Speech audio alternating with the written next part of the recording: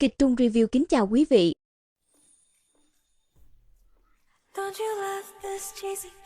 Tam thiếu, lão phu nhân không tin ngài thật sự tuyệt tự, nên đặc biệt bảo tôi đến đây để thử lửa Tam thiếu xem sao.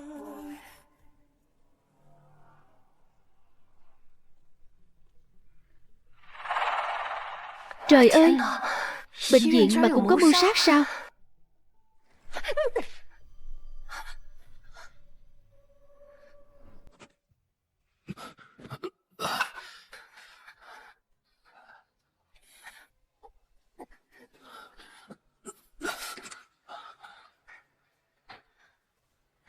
Anh gì ơi, anh ơi, anh có sao không? Tôi đã báo cảnh sát giúp anh rồi.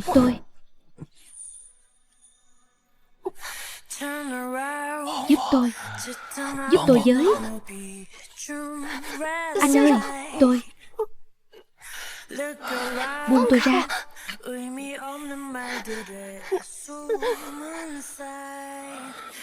Cuối cùng cũng thành công rồi.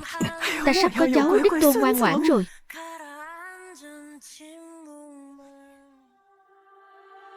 Các người làm ăn kiểu gì vậy hả? Cô ta chắc chắn đã lấy đi chiếc nhẫn ra truyền của nhà họ Tư, thế mà vẫn chưa tìm ra sao. Một lũ phế vật. Ai mà ngờ được, Diêm Dương Mặt lạnh Tư Tam thiếu 10 tháng trước lại bị một cô lao công sơi tái. Đã thế cô lao công đó ăn sạch sành xanh, xong lại không chịu trách nhiệm, chạy mất dấu. Người của chúng ta đã lục tung cả cái thành phố này lên rồi, chắc chắn sẽ sớm có tin tức thôi à. Tam thiếu, Quý Như Giao ở khoa sản bệnh viện Nhân Ái, bác sĩ Quý đang bế một đứa bé dưới lầu. Cô ấy nói đó là con trai của ngài.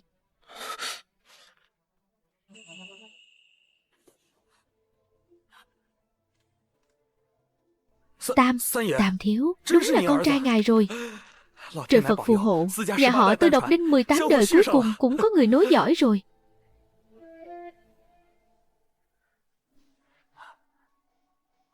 Tôi chỉ qua đêm với duy nhất người phụ nữ đó. Chẳng lẽ đứa bé này là kết quả của đêm hôm ấy? Đứa bé này, cô bế nó từ đâu ra? Khoa sản bệnh viện Nhân Ái ạ. Trong thùng rác thải y tế có vẻ như nó bị người ta vứt bỏ. Nhờ vào hồ sơ xét nghiệm huyết thống, tôi mới tìm được ngài. Không ngờ con ả quý Như Âm đó lại tốt số đến thế, dám sinh con trai cho Tư Tam thiếu cơ đấy. May mà tao đã nhanh tay bê đứa bé này ra. Truyền lệnh xuống dưới, phong tỏa toàn thành phố, bằng mọi giá phải tìm cho ra mẹ ruột của đứa bé này. Võ, tôi muốn chính miệng hỏi cô ta, tại sao năm đó lại không nói một lời mà bỏ đi biệt tích. Bác sĩ Quý, cảm ơn cô đã tìm thấy con trai tôi. Kể từ hôm nay, cô sẽ là viện trưởng bệnh viện Nhân Ái. Như Âm mà, sao mày lại khờ thế chứ? Vì bảo vệ đứa bé mà để chấn thương sọ não. Giờ bệnh tình chuyển biến xấu rồi, phải chuẩn bị 50 vạn tệ để phẫu thuật gấp.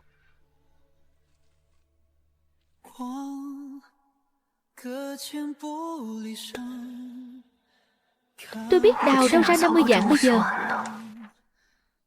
Đi thôi. Bắt lấy tên trộm kia, tiền của tôi. Tên trộm, đứng lại, Tiểu Bác, đừng đuổi theo, nguy hiểm lắm, Tiểu Bác. Tiểu Bác ơi, Tiểu Bác, Tiểu Bác,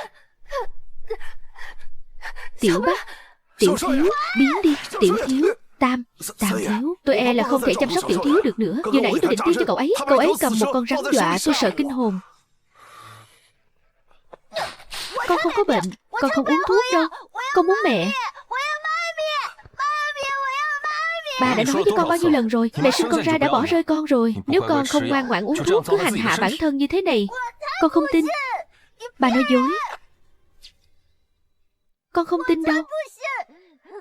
Ba là đồ nói dối. Con muốn mẹ. Con muốn mẹ cơ. Con muốn mẹ. Con muốn mẹ. Con muốn mẹ.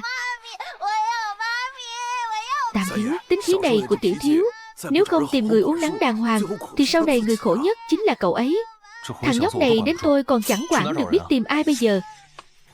Ăn trộm, đứng lại, đừng chạy thoát, đứng dậy, cút ra chỗ khác, buông tao ra. Cái tên ăn trộm này, đứng lại cho tôi. Buông ra.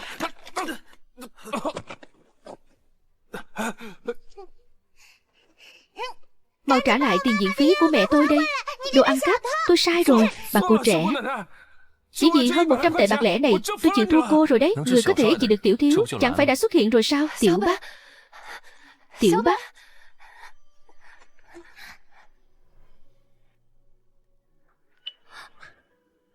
Mẹ.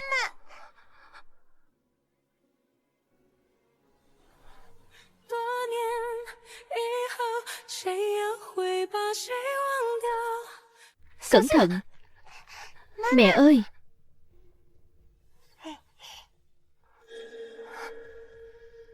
Mẹ sao thế này? Mẹ. Mẹ ơi. Mẹ. Mau đưa vào phòng bệnh. Nhanh lên.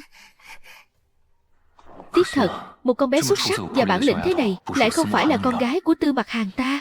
Đi thôi, chúng ta cùng đến phòng bệnh xem sao. Tôi muốn thuê con bé làm ra sư nhỏ kèm cặp cho Tư Niệm. Ba nghĩ là bệnh tình của con chưa đủ nặng sao? Về phòng bệnh ngay.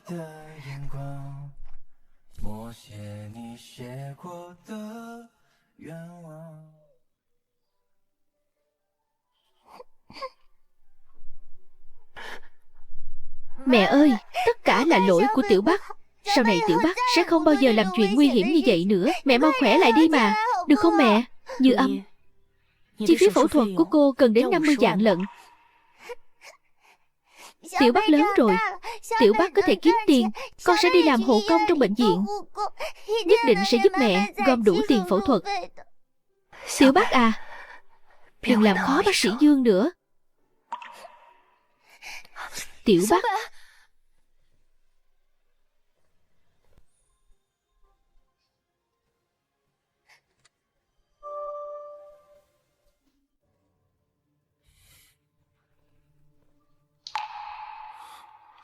Người đâu rồi? Tam thiếu, tôi đi hỏi ngay đây.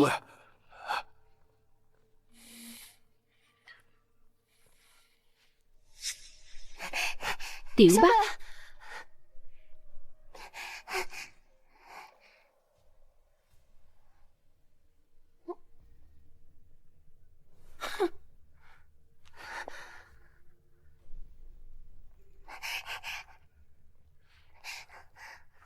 Đến đây làm gì? Tôi là viện trưởng cái bệnh viện này. Nghe nói có kẻ chê ì mãi không chịu đóng viện phí. Đương nhiên cô phải đến xem sao rồi. Quý Như Âm sinh ra 2 đứa con ai cũng coi thường. Đúng là làm mất hết mặt mũi nhà họ Quý. Cô đừng có nhắc đến con tôi. Năm xưa nếu không phải tại cô thì em trai của Tiểu Bắc chắc chắn đã sống sót. Dựa vào đâu mà tôi phải cứu cái đứa con không rõ lai lịch đó chứ? Để lại cho chị một đứa con gái đã là từ bi hỷ xã lắm rồi. Cô đúng nhẫn tâm. Khôn hồn thì tự giác rời khỏi đây đi.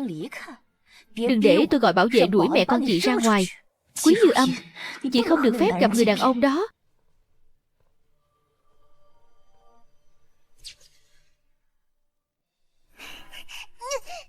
Vì xấu xa, trả em trai lại cho cháu. Tiểu Bắc. Tiểu Bắc, cháu đắc tội với viện trưởng Quý rồi. Mẹ cháu sao mà ở lại bệnh viện được nữa? Bảo vệ đâu? Đuổi mẹ con nó khỏi bệnh viện của tôi. Nợ tiền viện phí mà còn già mồm mà. Bệnh viện có quỹ hỗ trợ khó khăn.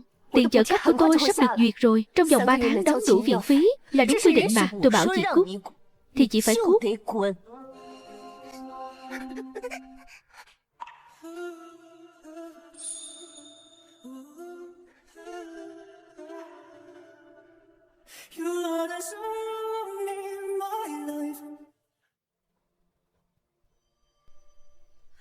Tam thiếu, sao ngài lại tới đây? Chắc không phải là đến thăm em đấy chứ?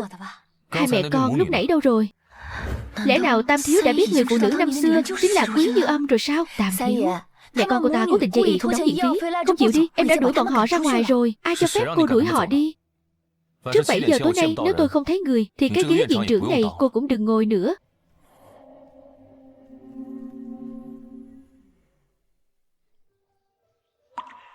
Tiểu Bắc, là mẹ làm khổ con. Mẹ là người mẹ tốt nhất trên đời. Không có mẹ, con chỉ là ngọn cỏ ven đường. Con chỉ thích ở bên cạnh mẹ thôi. Tiểu Bắc, nhỡ đâu có một ngày mẹ không còn nữa.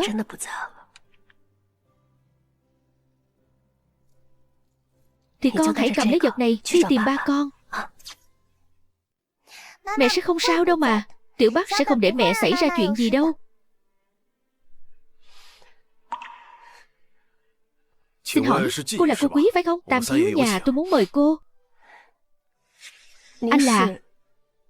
Tôi là bác sĩ Đinh, bác sĩ điều trị cho tiểu thiếu nhà họ Tư, Tam thiếu nhà tôi. Hôm nay tình cờ gặp con gái cô, cảm thấy cô bé rất có năng lực nên muốn thuê cô bé làm bạn học cùng lớp tiền tiểu học cho tiểu thiếu. Thời buổi này, văn vở của bọn buôn người đúng là ngày càng lố bịch. Đi thôi con. Cô Quý, tôi không phải kẻ buôn người.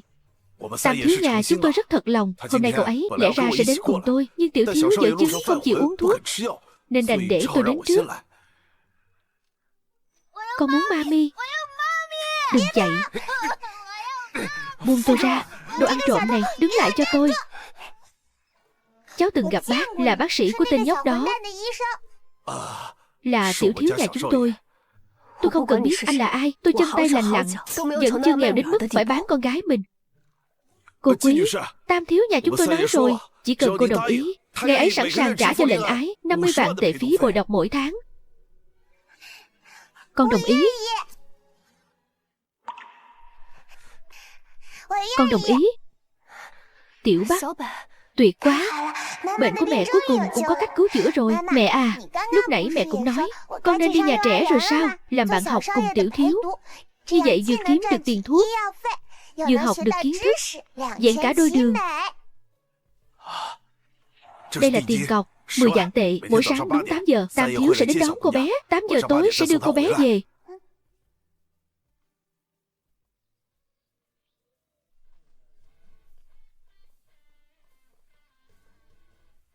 Thật khờ khạo. Còn muốn làm bạn học của tôi à?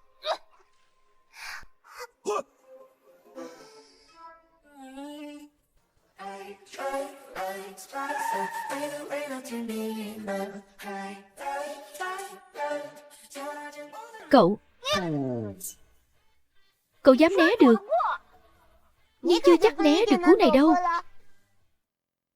Tên nhóc đó bị bệnh gì thế? Nếu bị cảm lạnh thì có ảnh hưởng đến bệnh tình không? Tiểu thiếu bị rối loạn nhân cách chống đối xã hội thể nhẹ, là bệnh tâm lý. Tiên sinh đã dặn rồi, chịu chút đau đớn có lợi cho việc hồi phục bệnh tình.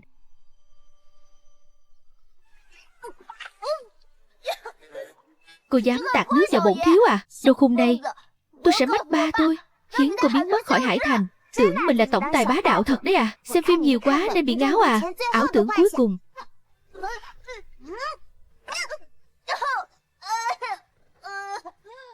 Cô dám đánh tôi à?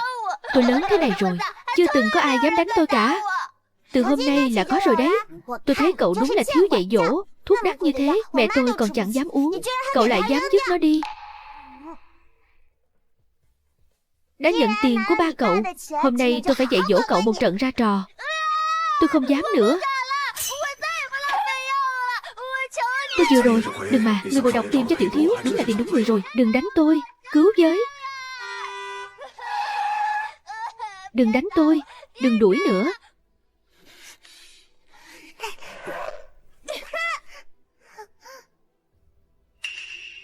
Sao nhóc tìm được đến đây? Nhóc có biết đang đánh ai không hả? Có phải bà mẹ bệnh nặng của nhóc sai khiến nhóc đến đây không? Làm mất việc của tôi. Viện trưởng Quý, vị này là, tôi biết nó là ai. Chỗ như nhà họ Tư, không phải ai cũng được phép đến. Đi theo tôi. Cháu không đi. Cháu muốn ở lại đây kiếm tiền chữa bệnh cho mẹ. Không đâu, mau rời khỏi đây cho tôi.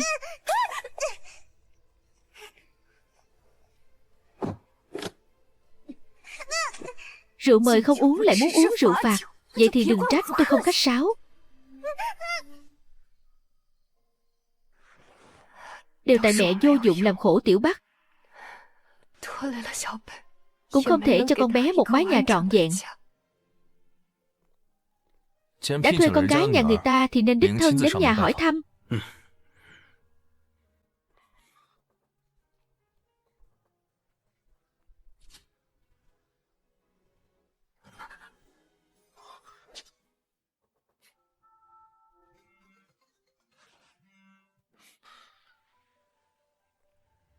Tam thiếu, nguy rồi, ở nhà xảy ra chuyện rồi. Cậu vào trước đi, tôi phải về một chuyến. Vâng.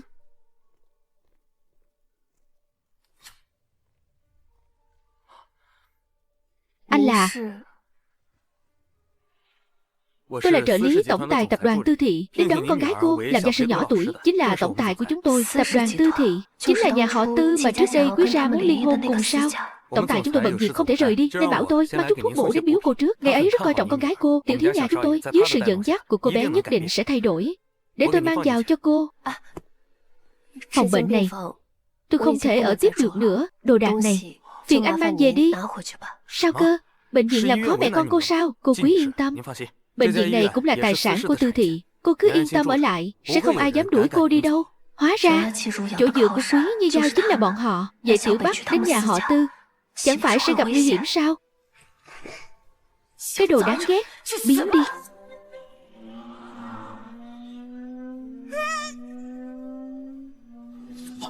Dừng xe. Ba.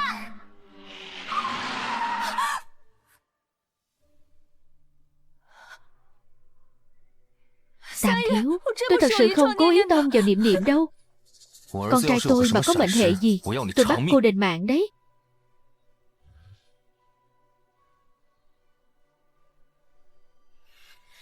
Tất cả là tại nó. Tam thiếu, là do tôi nhìn thấy nó đánh Niệm Niệm nên tôi mới làm như vậy, buông cháu ra. Anh không sao chứ? Tôi đã báo cảnh sát rồi. Giúp tôi với. Tôi làm vậy cũng là vì muốn trút giận cho Niệm Niệm thôi. Tiểu Bắc, cháu có bị thương ở đâu không? Ba của Tư Niệm lợi hại thật. Nếu chú ấy là ba của mình thì tốt biết mấy. Con bé là người tôi mời về làm ra sư cho Tư Niệm. Con bé độc thủ với Tư Niệm là do tôi cho phép. Vậy có phải cô cũng muốn đánh trả tôi không? Ngài mời về sao? Sao có thể chứ?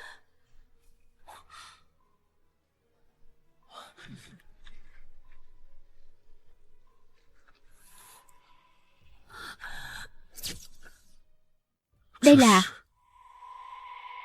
Tư Niệm. Không thể nào, sao có thể như vậy được? Rõ ràng tôi đâu có đặt hết ga tông thẳng vào. Niệm Niệm sao có thể chết được? Tam thiếu, anh phải tin em. Em thật sự không cố ý làm hại Niệm Niệm. Một kẻ đến đứa trẻ cũng ra tay được, mà cũng xứng làm viện trưởng bệnh viện sao?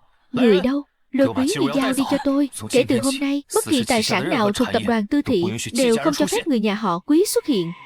Đợi tôi lo liệu xong cho Niệm Niệm. Tôi muốn cô phải đền mạng. Em không có. Tam thiếu, anh phải tin em không có mà.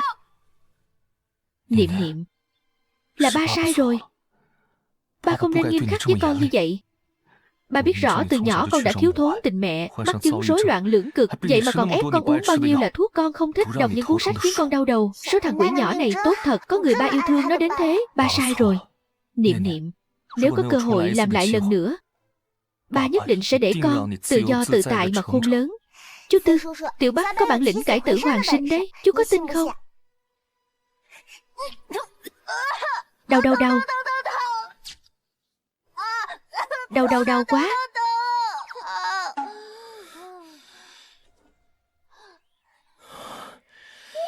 Tiểu Bắc, đứng xa ra một chút, kẻo bẩn người con đấy.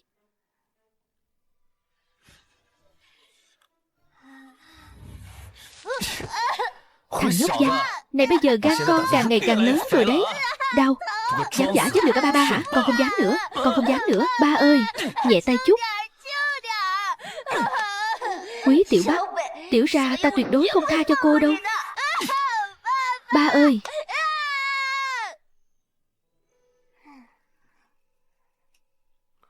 Tiểu thiếu bị thương nặng quá, chắc là phải tịnh dưỡng một thời gian rồi. Là cháu đánh đấy. Là tôi cho phép đấy. Đánh trẻ con là vi phạm pháp luật đấy. Người đánh cậu là tôi, chứ có phải chú Tư đâu. Nếu anh báo cảnh sát thì các chú cảnh sát có thèm quản không? Tiểu Bắc, mẹ nghe nói con nhập viện rồi, rốt cuộc là có chuyện gì vậy? Tiểu Bắc, tìm chết hả? Phòng bệnh của ai mà cũng dám xông vào? Con tôi đang ở bên trong. Người nằm trong này là tiểu thiếu của Tư Tam thiếu. Cô không phải coi mình là mợ chủ của nhà họ Tư đấy chứ. Đừng phí lời với cô ta nữa. Lôi xuống đi, đi mau, buông tôi ra. Mẹ, sao mẹ lại tới đây? Bà mà không đến kịp thì cháu đích tôn vàng ngọc của bà còn đường sống không hả? Bà nội, bà nhất định phải làm chủ cho Niệm Niệm đó. Niệm Niệm là cháu đích tôn vàng ngọc duy nhất của bà mà. Ôi chao, cục cưng của bà. Sao ba cháu lại nhẫn tâm, lại nỡ đánh cháu ra nông nổi này chứ? Bà nội, không phải ba đánh đâu, là nó đánh cháu đó. Mẹ, không thể trách Tiểu Bắc được. Tiểu Bắc là bạn học con tìm về cho Niệm Niệm, con tránh ra. Mẹ, là cháu đúng không? Dám bắt nạt cháu đích tôn của ta hả? Đừng tưởng ba tôi thích cô là cô có thể làm bạn học của bổn thiếu. Cửa ải của bà nội tôi, cô đừng hòng mà qua được. Con bé này trông trắng trẻo lanh lợi quá, phải chi là cháu gái của mình thì tốt biết mấy. Tư Niệm giả chết lừa chú Tư, còn lãng phí bao nhiêu thuốc quý. Cháu làm vậy là còn nhẹ đấy ạ. Nếu bà thực sự sót cậu ấy thì bảo chú Tư đuổi việc cháu đi ạ. Sao bà nỡ đuổi việc cháu chứ? A Di Đà Phật, cuối cùng cũng có người chỉ được cái tính nết của tiểu ma dương nhà này rồi. Bé ngoan, cháu nhất định phải ở lại giúp bà sửa hết mấy cái tật xấu của Tư Niệm đi nhé. Dạ. Bà nội, sao bà cũng hùa với người ngoài bắt nạt cháu thế? Ôi Tư Niệm à, bà nội ấy mà cũng chỉ muốn tốt cho cháu thôi. Cháu phải biết quý trọng thân thể, bỏ hết mấy thói hư tật xấu đi. Nếu không thì nửa đời sau của cháu coi như bỏ. Chú Tư, cả đêm qua cháu không về, mẹ cháu chắc lo lắm. Hôm nay cháu có thể... À, là chú sơ suất. Đi nào, chú đưa cháu về. Rõ ràng mình mới là con ruột của ba. Sao ba lại thích cái con nhỏ quý tiểu Bắc đó thế nhỉ? Cháu đừng tị nạnh, bà cũng thích con bé mà. Bà nói gì cơ ạ? Niệm Niệm à, bà nói là bà thích Niệm Niệm nhất. Đi, bà đưa cháu đi dạo phố nhé. Vâng ạ. Nếu mẹ còn ở đây, mẹ chắc chắn sẽ không chân mắt nhìn bà đối xử với con như vậy đâu. Đi nhanh lên, tôi thật sự đến tìm con tôi mà. Bà cũng giới thiệu cho ba cháu mấy cô tiểu thư danh giá, nhưng ba cháu có ưng ai đâu. Cháu không cần mấy bà cô loè loẹt đó. Cháu chỉ cần mẹ ruột của cháu thôi. Ba cứ bảo mẹ bỏ rơi cháu rồi, nhưng cháu không tin. Mẹ chỉ bị lạc mất Niệm Niệm thôi. Sẽ có một ngày mẹ như thiên thần từ trên trời bay xuống để tìm lại Niệm Niệm. Kìa, mẹ thực sự biến thành thiên thần đến tìm con rồi. Mẹ thực sự biến thành thiên thần đến tìm con rồi. Nếu em trai song sinh của tiểu Bắc còn sống, chắc cũng lớn chừng này rồi. Mẹ ơi, bạn nhỏ à, xin lỗi đã va phải cháu. Dì không phải là mẹ của cháu, cháu không bị thương chứ. Dì chính là mẹ cháu mà. Mẹ trong giấc mơ của Niệm Niệm trông y hệt như dì vậy. Xem ra cũng là một đứa trẻ đáng thương thiếu vắng tình mẹ. Nếu thằng bé thật sự là con trai mình thì tốt biết mấy. Tuy dì không phải là mẹ cháu, nhưng dì biết dù mẹ cháu đang ở bất cứ đâu thì nhất định vẫn luôn nhớ thương cháu.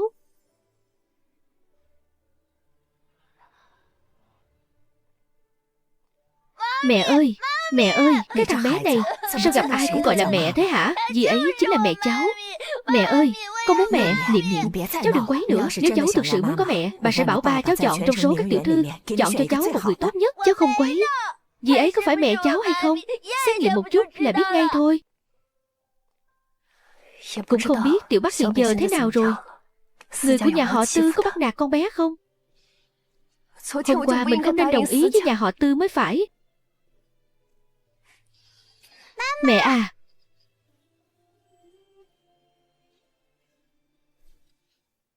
mẹ. Mẹ à, Mặt Hàng, xảy ra chuyện lớn rồi. Con mau về ngay đi. Là Tư Niệm xảy ra chuyện sao? Đợi con về ngay đây. Chú Tư, mẹ con đang ở phía trước. Chú mau quay về xem Tư Niệm thế nào đi ạ. Tiểu Bắc, nhắn với mẹ cháu, hôm khác nhất định chú sẽ tới nhà thăm hỏi. Vâng ạ.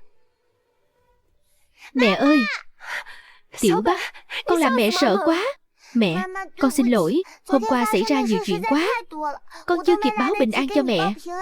Tiểu Bắc, nhà họ Tư là chỗ dựa của Quý Như Giao. Sau này con không được phép làm bạn học cùng tiểu thiếu nhà họ Tư nữa. Nhưng mà mẹ ơi, chú Tư và bà nội Tư đều đối xử với con rất tốt. Tiểu Bắc, con phải hứa với mẹ, sau này không được đến nhà họ Tư nữa. Vâng ạ.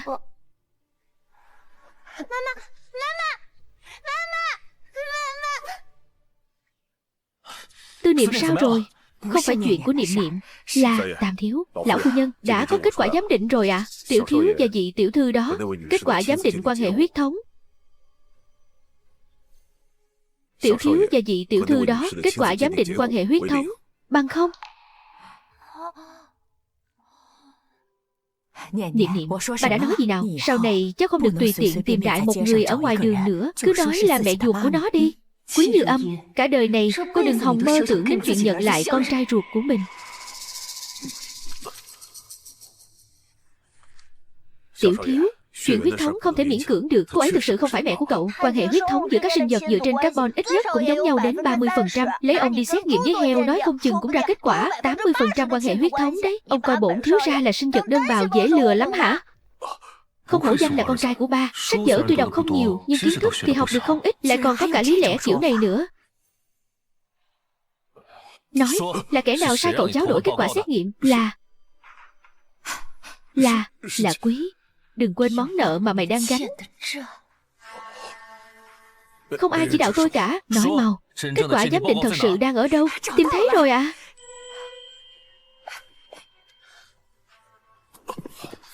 Quan hệ huyết thống là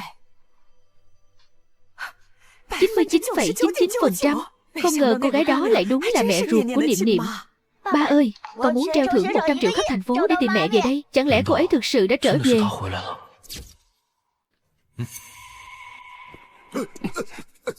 Tam thiếu, xử lý thế nào ạ? Tôi không muốn nhìn thấy hắn ở Hải Thành nữa. Tam thiếu, tôi biết lỗi rồi. Tha mạng cho tôi, tha mạng cho tôi. Tam thiếu, xin hãy tha cho tôi một con đường sống. Trời Phật phù hộ.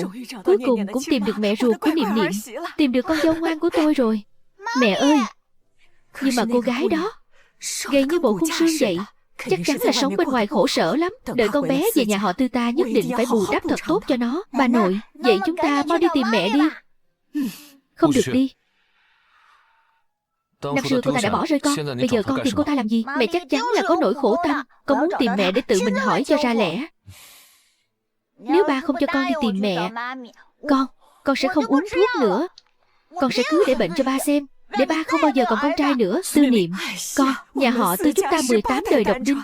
Mặt hàng, con lại có thể chất khó có con nối dõi. Nếu Niệm Niệm có bệnh hệ gì thì bà già này cũng không sống nổi nữa đâu. Được. Ba tìm là được chứ gì.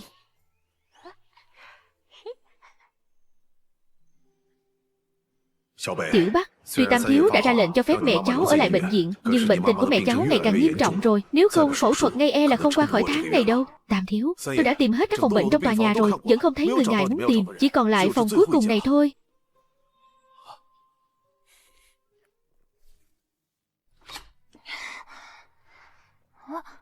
Quý Tiểu Bắc, sao cậu lại ở đây?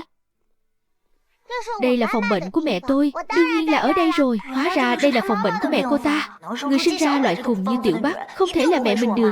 Chú Tư, mọi người đến tìm Tiểu Bắc ạ. Bớt ảo tưởng đi. Bọn tôi đến tìm Tiểu Bắc. Chú đến để nói với cháu hãy chăm sóc mẹ cho tốt. Còn chuyện làm bạn học cùng cháu không cần vội đâu. Người cần vội là chú Tư đấy ạ. Tiểu Bắc có chuyện muốn nói với chú. Mẹ ơi, con xin lỗi vì tiền viện phí của mẹ. Chuyện con đã hứa với mẹ e là con không làm được rồi. Chú Tư, chú có thể nào ứng trước tiền lương cho cháu được không? Cháu đảm bảo trong vòng 1 tháng sẽ uốn nắn cậu ấy trở thành một đứa trẻ ngoan. Quý Tiểu Bắc, cậu có ý gì hả? Bổn thiếu đây chỗ nào không ngoan chứ? Tiểu Bắc, thói quen của con người không phải ngày một ngày hai là đổi được đâu. Cháu nắm chắc phần thắng. Nếu chú Tư không tin, có thể cho cháu 3 ngày thử việc. Nếu sau 3 ngày mà hiệu quả khiến chú không hài lòng, cháu sẽ tự nguyện bỏ việc. Nhưng nếu 3 ngày này chú hài lòng thì phải trả lương trước cho cháu đấy nhé. Được, 3 ngày. Quý Tiểu Bắc, đợi xem bổn thiếu xử lý cô thế nào. Cậu chủ, cậu ăn một miếng đi mà. Bác sĩ Đinh dặn rồi, nếu cậu không uống thuốc đúng giờ, bệnh tình tái phát sẽ mất kiểm soát đấy ạ. Tam thiếu và lão phu nhân đã nói, chỉ cần cậu chịu uống thuốc thì đống đồ chơi này thuộc về cậu hết. Mấy thứ này tôi chơi chán từ lâu rồi. Tôi đã nói rồi, không tìm thấy mẹ thì tôi không uống thuốc. Đúng là cùng kiếp người mà khác số phận. Giá mà Tiểu Bắc cũng có nhiều đồ chơi thế này, chắc chắn sẽ đem bán hết đổi lấy tiền chữa bệnh cho mẹ.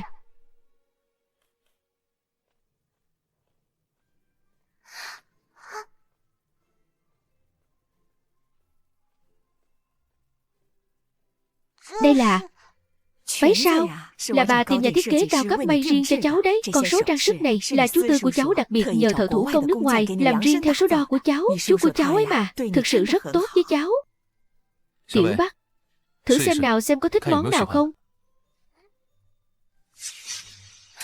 Mấy thứ này quý giá quá, cháu không dám nhận đâu. Tiểu Bắc à, cháu dạy dỗ Niệm Niệm, những thứ này đều là phần thưởng cho cháu. Mẹ từng nói, vô công bất thụ lộc. Tiểu Bắc chỉ nhận tiền lương của mình là được rồi. Giả bộ giả tịch chẳng phải là nhắm vào tiền của nhà họ Tư chúng tôi sao? Nói nghe hay ho gớm.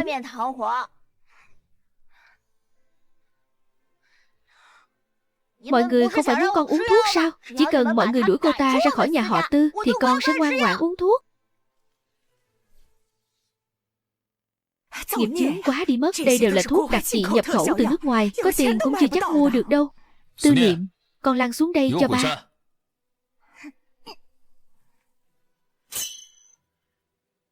Tôi thấy cậu lại ngứa đòn rồi đấy. Để xem tôi cho cậu bài học.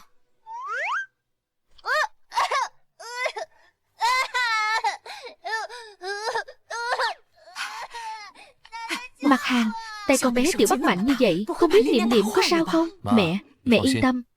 Con bé Tiểu Bắc biết chừng mực lắm. Đừng đánh nữa chị Bắc ơi. Chị Bắc em sai rồi, đừng đánh em nữa. Sau này em nhất định sẽ uống thuốc đàng hoàng. Em không bao giờ lãng phí nữa đâu. Còn để chị thấy em giở trò lãng phí đống thuốc này thì xem chị xử lý em thế nào. Đúng là vỏ quýt dày có móng tay nhọn. Cái thằng Tiểu Ma Dương này phải để Tiểu Bắc chị mới được. Tiếc là hai đứa nó không phải anh em ruột. Nếu không thì Tiểu Bắc có thể ở lại nhà mình mãi mãi rồi. Tiểu thiếu, trời lạnh thế này, trong đám cỏ này làm gì còn sâu gióm nữa ạ? Cho dù có bắt được một con thật, với tính cách của cô Tiểu Bắc, chưa chắc cô ấy đã sợ đâu. Vậy cũng phải thử xem sao chứ. Tôi tuyệt đối không thể để Tiểu Bắc đáng ghét đó cưỡi lên đầu lên cổ mình như thế được.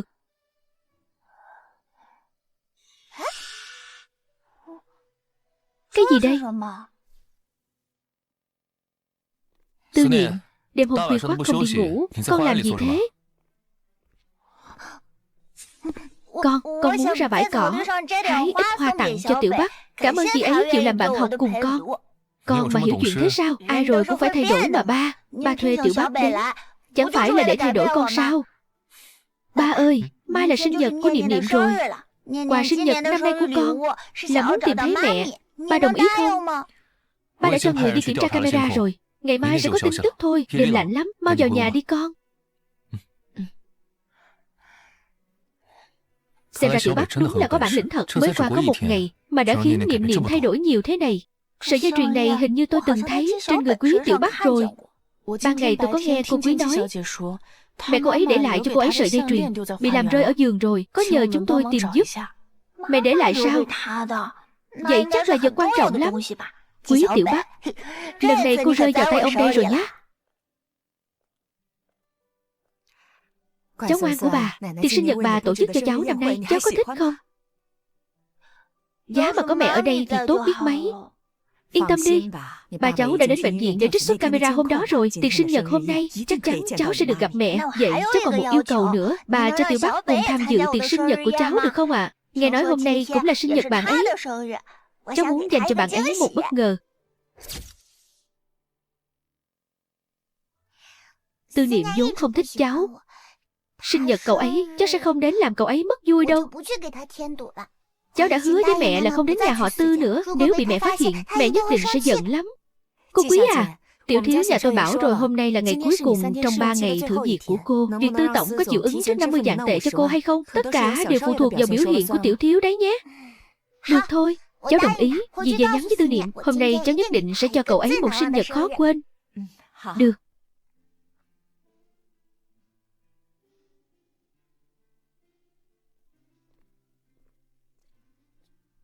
Như Âm, đang nấu mì à? Hôm nay là sinh nhật Tiểu Bắc, tôi nấu cho con bé bát mì Trường Thọ. Vậy gửi lời chúc Tiểu Bắc giúp tôi nhé. Chúc con bé sinh nhật vui vẻ.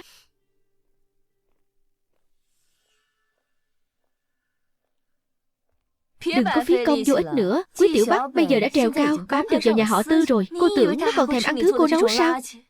Tiểu Bắc đã hứa với tôi sẽ không đến nhà họ Tư nữa. Quý Như Âm, cô đừng có giả bộ thanh cao nữa.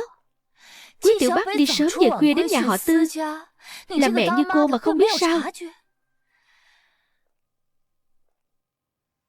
Đừng tưởng tôi không biết toan tính của cô.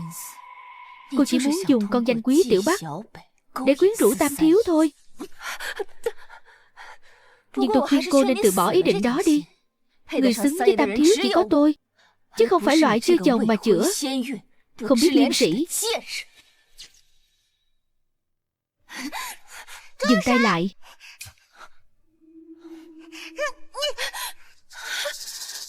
Nhóc con, mày dám đẩy tao à? Tin tao cho mẹ con mày cút khỏi bệnh viện này ngay bây giờ không? Trợ lý của chú Tư đã nói rồi, mẹ cháu có thể ở lại đây cho đến khi khỏi bệnh. Còn gì? Rõ ràng chú Tư đã cách chức gì, đuổi gì khỏi bệnh viện rồi. Vậy mà dì còn ở đây cầm lông gà tưởng lệnh tiễn. Bây giờ cháu sẽ gọi điện hỏi chú ấy, để xem rốt cuộc là có vấn đề ở đâu. Mày cứ đợi đấy. Mẹ ơi, mẹ không sao chứ ạ? Tiểu Bắc, chẳng phải con đã hứa với mẹ rồi sao? Tại sao con lại dính líu đến nhà họ Tư nữa? Con 6 năm trước, nhà họ Quý đã muốn ly hôn với nhà họ Tư. Quý Như Giao quyết tâm phải vào được nhà họ Tư. Con cứ nhất quyết đến nhà họ Tư vào lúc này, thì làm sao mà có kết cục tốt đẹp được hả? Lời mẹ nói, con chưa bao giờ chịu nghe phải không? Đã bảo với con rồi, tại sao lại không nghe hả? Mẹ ơi! Tàng thiếu, người phụ nữ gia phải tiểu thiếu. Chúng tôi tìm thấy rồi. Quả nhiên là cô ta. Trong vòng 10 phút, tôi muốn có toàn bộ thông tin về cô ta. Rõ. Mẹ ơi! Tiểu Bắc, mẹ biết con làm tất cả là vì muốn tốt cho mẹ, nhưng mẹ không thể ích kỷ như vậy, vì bản thân mình mà để con rơi vào nguy hiểm. Nhưng mà mẹ ơi, chú ở nhà họ Tư và bà nội đều là người tốt, họ sẽ không hại Tiểu Bắc đâu. Đứa trẻ ngốc này, không có kẻ xấu nào lại viết chữ xấu lên mặt cả. Mẹ ra nông nổi ngày hôm nay chính là vì năm xưa đã tin lầm người. Cho nên mẹ tuyệt đối sẽ không trơ mắt nhìn con đi vào vết xe đổ của mẹ nữa.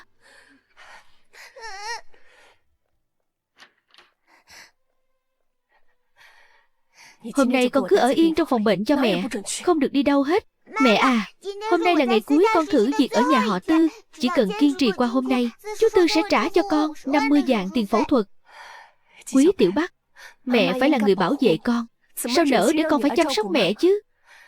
Con yên tâm, mẹ có cách rồi. Con cứ ngoan ngoãn ở lại đây đi.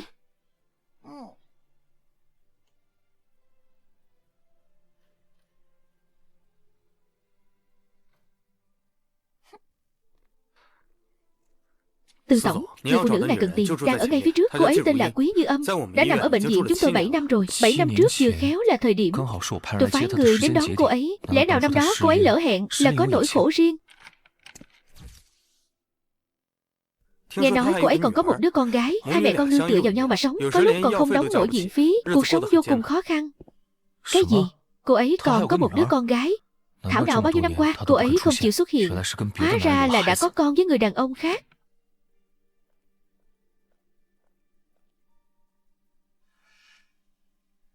Bóng lưng quen thuộc quá.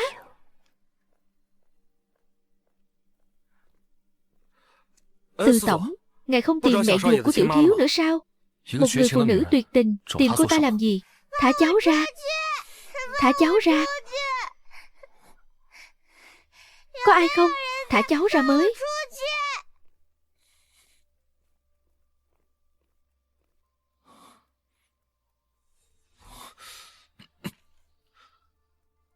Lùi lại một bước.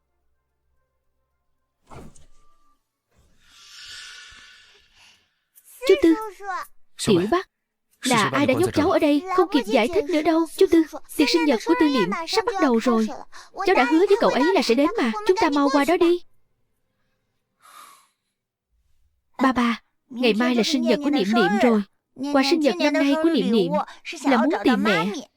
Ba có thể hứa với con không?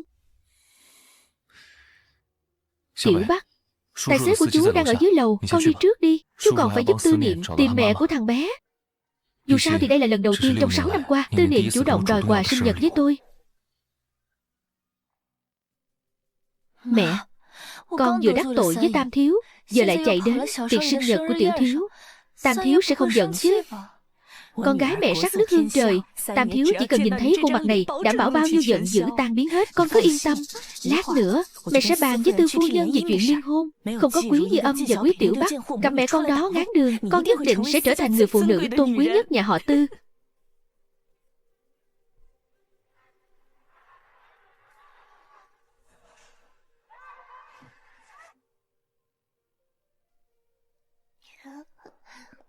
Tư Niệm, từ bao giờ mà con lại hứng thú với mấy thứ này thế?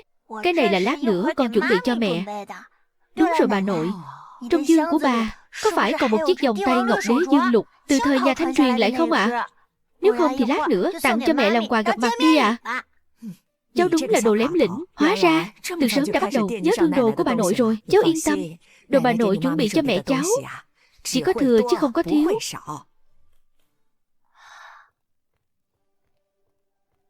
Bà nội đã chuẩn bị xong cho mẹ cháu rồi. Ở Kinh Thị, 10 căn biệt thự ở khu đất vàng sầm uất nhất, còn có 6 hòn đảo ở nước ngoài. cũng như trực thuộc tập đoàn Tư thị của chúng ta. 3 công ty con đều là tặng cho mẹ cháu đấy. Thế nào? Bà nội sắp xếp như vậy, cháu có hài lòng không? Hài lòng ạ. Tư Niệm yêu bà nội nhất.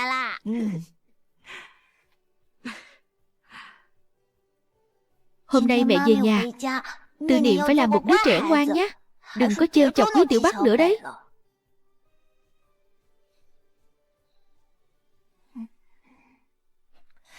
Mẹ yên tâm, con có cách khiến cặp mẹ con này biến mất hoàn toàn. Mẹ tin tưởng con.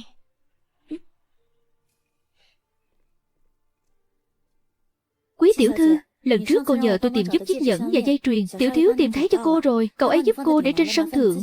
Phiền cô tự mình lên lấy nhé. Giúp cháu cảm ơn Tư Niệm. Thằng bé lần này cuối cùng cũng làm được một việc tốt. Qua đó xem.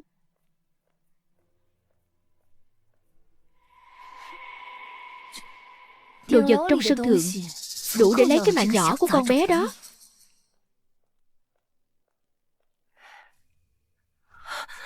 Tiểu Bắc. Tiểu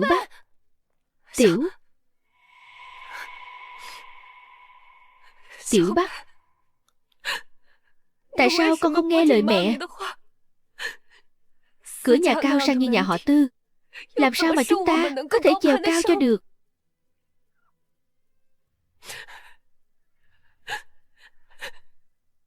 Vị Tam thiếu này đúng là tính khí thất thường. Buổi chiều còn xa sầm mặt mày nói không tìm nữa, giờ lại đổi ý rồi à. Tam thiếu, tới nơi rồi. Chính là phòng này. Đây chẳng phải là nơi hồi chiều nhốt Tiểu Bắc sao? Lẽ nào Tiểu Bắc chính là con gái của người phụ nữ đó? Hôm nay cũng là sinh nhật Tiểu Bắc. Liệu Tiểu Bắc có phải cũng là con của tôi?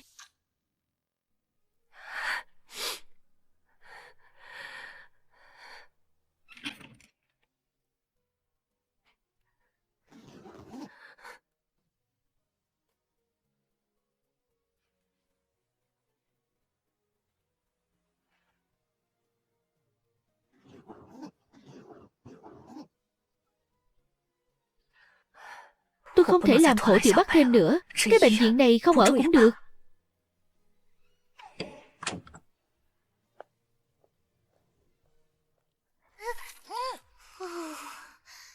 Biết ngay là Tư Niệm. Cái thằng tiểu quỷ đó đâu có tốt bụng trả lại dây chuyền cho tôi.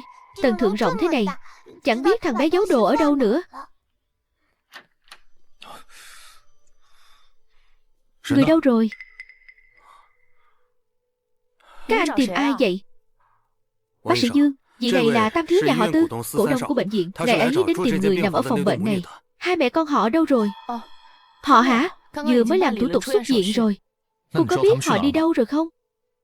Tôi không biết. Có điều tôi có hồ sơ và ảnh của họ. Có lẽ Tư tổng sẽ tìm được chút manh mối.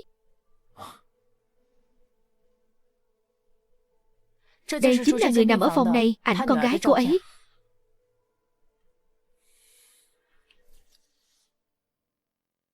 Xem ra Tiểu Bắc không phải con gái cô ấy. Bé gái trong ảnh này trông chỉ mới 3-4 tuổi. Chúng tôi 6 năm không gặp, chắc là cô ấy đã có người đàn ông khác rồi. Tư tổng, ngài tìm họ có việc gì không? Có lẽ tôi có thể thử giúp ngài liên lạc xem sao. Nếu cô ấy đã có cuộc sống mới rồi thì cần gì phải làm phiền cô ấy nữa. Không cần đâu. Chúng ta đi.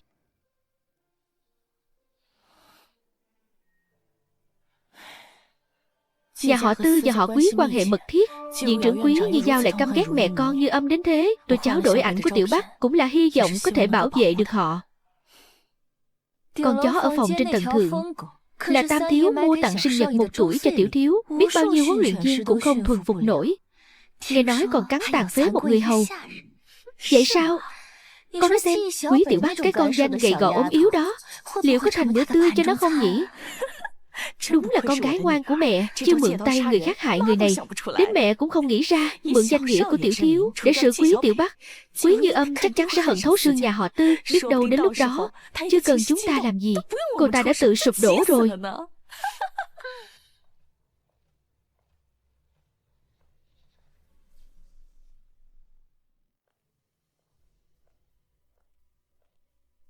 Đứng lại, Quý Như Âm, đây là nhà họ Tư, không phải nơi mà loại người nào muốn đến là đến. Tôi đến tìm Tiểu Bắc, tìm được con bé tôi sẽ đi ngay.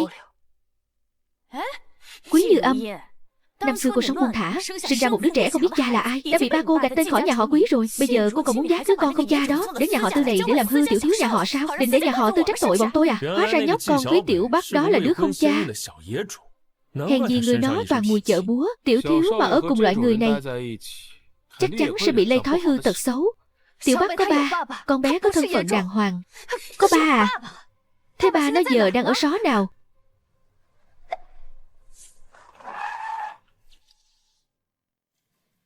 Tao đúng là đã coi thường mày rồi. Mày với người mẹ đã mất của mày đúng là cùng một ruột, cậy mình có chút nhan sắc liền muốn tống đứa con hoang vào nhà họ Tư.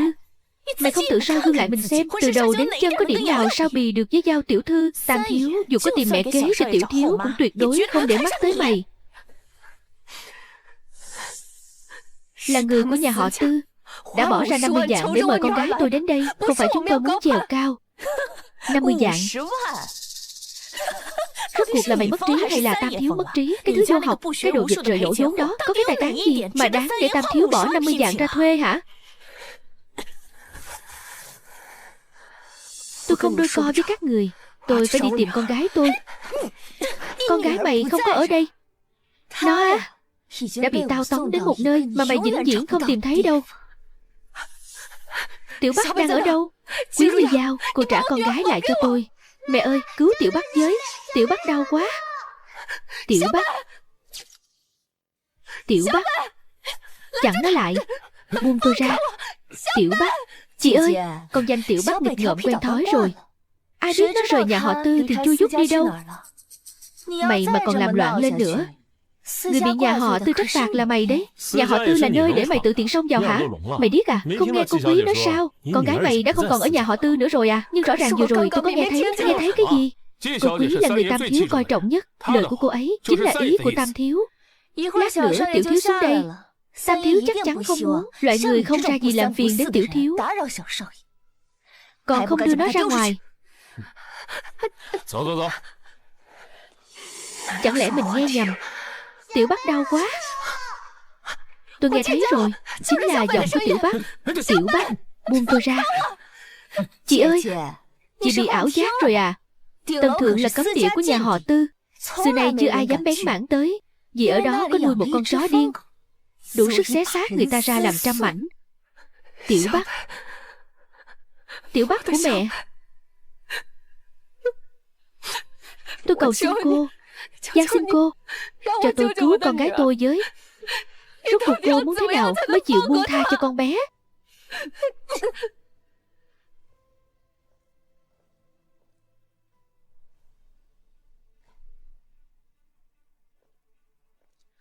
Nghe bác sĩ Dương nói cô bị dị ứng với cồn. Uống rượu sẽ khiến bệnh tình của cô tái phát, dẫn đến tử vong. Nếu cô chịu uống hết chai rượu này, tôi có thể cân nhắc.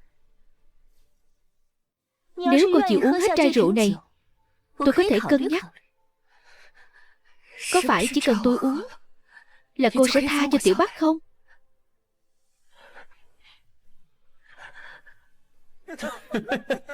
Uống đi. Uống.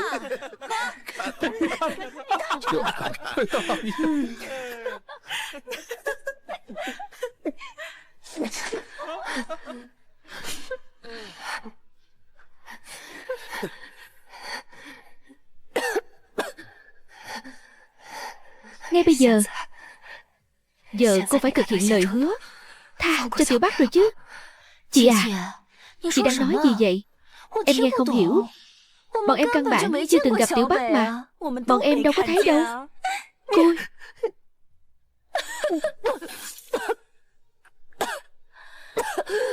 Chị à, chắc chị uống nhiều quá nên say rồi. Eo ôi, ghê quá đi mất. Các người còn không mau đuổi cô ta ra ngoài, đừng để cô ta lây bệnh bẩn thỉu gì cho tiểu thiếu. Đi đi, đi mau. Ba ơi, ba tìm thấy mẹ cho con chưa? Niệm niệm.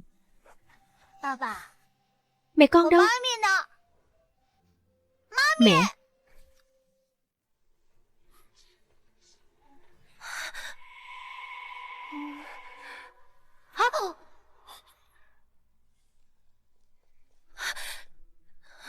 Quý Như Giao, chuyện lần trước tôi còn chưa tính sổ với cô. Lần này cô lại muốn làm loạn cái gì? Tam thiếu, đều là lỗi của em. Đây là người chị gái chưa chồng mà chữa của em. Chị ấy lạc mất con gái nên mới chạy đến làm loạn trong tiệc sinh nhật của tiểu thiếu. Em sẽ cho người đuổi chị ấy ra ngay. Mẹ thật sự biến thành thiên thần đến tìm con rồi. Cứu Tiểu Bắc với. Ba khoan đã. Người cô này vừa nói hình như là cứu Tiểu Bắc. Tiểu thiếu, vì cầu xin con cứu con gái gì? Quý Tiểu Bắc. Con bé bị Quý Như Giao nhốt trên sân thượng rồi. Cái gì? Sân thượng? Trên sân thượng có chó dữ mà. Tiểu Bắc con bé sẽ không. Là anh ấy. Anh mau cứu Tiểu Bắc đi. Tiểu Bắc là con của anh. Thực ra Tiểu Bắc là con của chị à. Chị mau đi cứu Tiểu Bắc đi. Chẳng lẽ chị muốn con bé ở lại nhà họ Tư cả đời sao? Phải rồi. Nếu lộ ra thân thế của Tiểu Bắc, nhà họ Tư nhất định sẽ cướp con bé khỏi tay mình. Tại sao cô ấy lại cho tôi cảm giác quen thuộc đến thế? Nhìn thấy cô ấy đau khổ tim mình lại đau thế này. Cô yên tâm, nếu Tiểu Bắc gặp chuyện ở nhà họ Tư chúng tôi nhất định sẽ cho cô một lời giải thích. Làm sao đây? Làm sao đây? Đi thôi.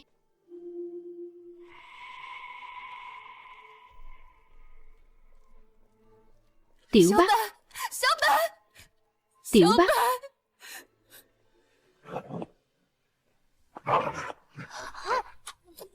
Vải trưởng.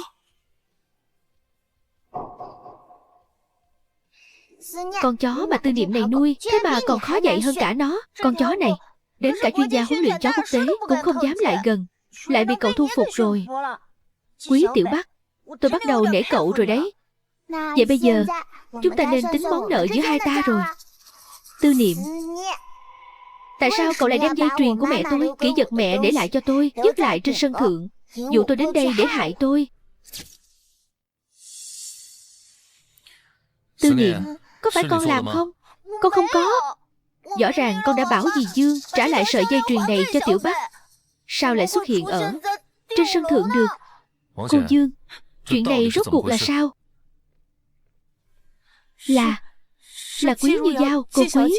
Thấy tôi đưa nhẫn cho Tiểu Bắc, đã chặn tôi lại, còn cho tôi một khoản tiền, bảo tôi ném chiếc nhẫn lên sân thượng.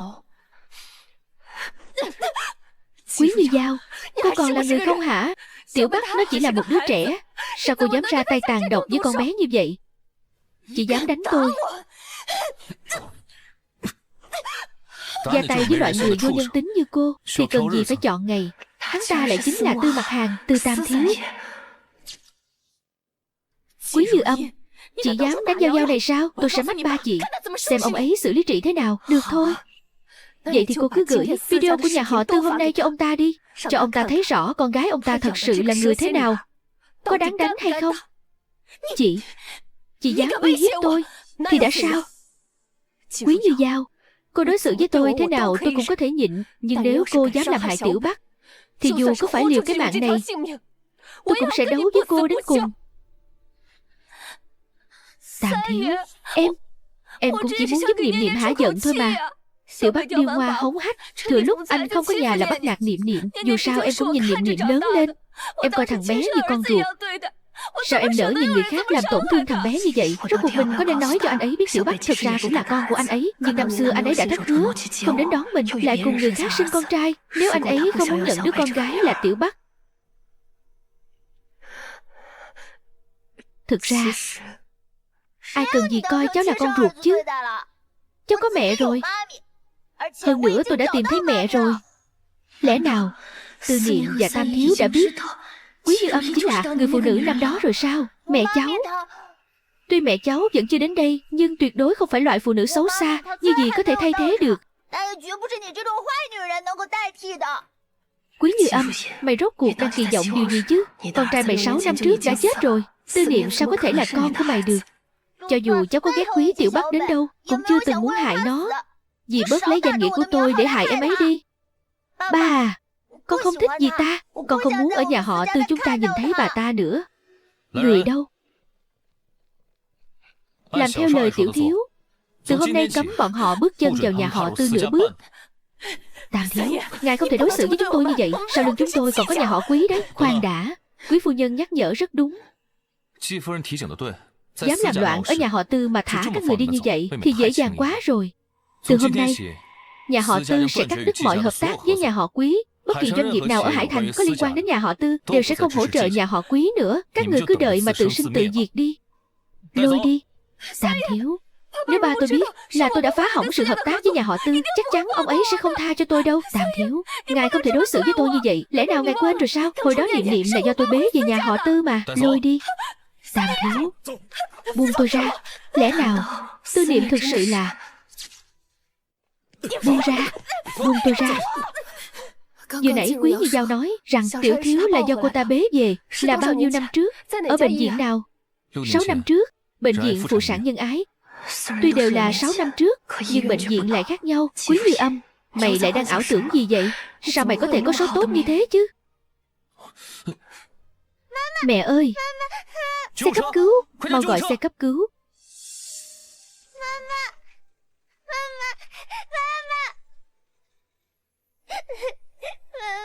Nếu hôm nay Tiểu Bắc không đến nhà họ Tư thì mẹ đã không xảy ra chuyện rồi. Tiểu Bắc, cháu yên tâm. Chú đã mời cho mẹ cháu bác sĩ chân nổi tiếng ở nước ngoài tiến hành hội chẩn. Mẹ cháu nhất định sẽ không sao đâu. Nếu thực sự có ngày đó, tôi sẽ giao bọn trẻ cho ba của chúng. Ngày này cuối cùng cũng đến rồi.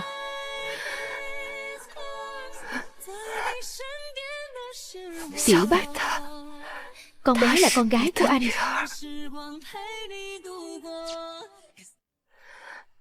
Tiểu Bắc là con gái của Mặt Hàng.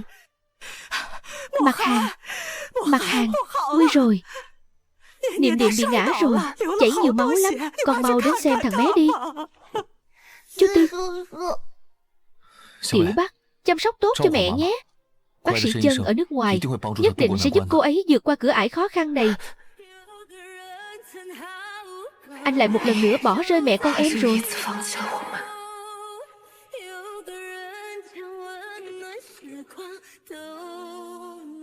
Mẹ, chuyện này rốt cuộc là sao? Niệm Niệm nói muốn đi tìm mẹ ruột, giận quá chạy vụt ra ngoài, bị xe đi ngang qua đụng phải rồi.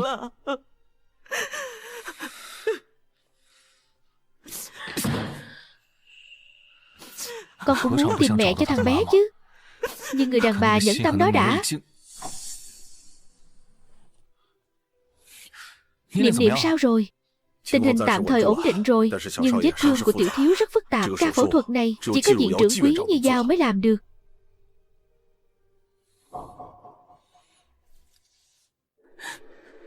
Tam thiếu không những cắt đứt hợp tác với Quý gia chúng ta, mà còn cắt chức viện trưởng của con. Bây giờ đừng nói đến chuyện ly hôn với Tam thiếu, con muốn gặp mặt anh ấy một lần cũng khó. Đều tại con tiện nhân Quý Như Âm đó. Nó số khổ thì thôi đi, con muốn làm liên lụy đến Như Giao nhà mình. Ông Quý, ông nói một câu đi chứ. Quý Như Âm nó phá hỏng hôn sự của Giao Giao với Tam thiếu rồi. Lần này ông tuyệt đối không được tha cho nó đâu đấy. Con vội cái gì chứ? Cái gì là của con thì không ai lấy đi được. Giao Giao, con yên tâm.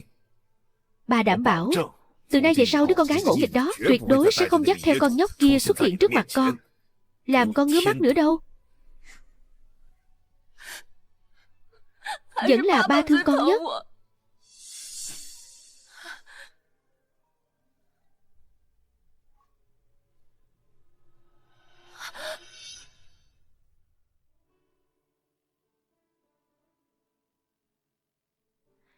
Tiểu Bắc đừng lo, tình hình của mẹ cháu đã ổn định rồi.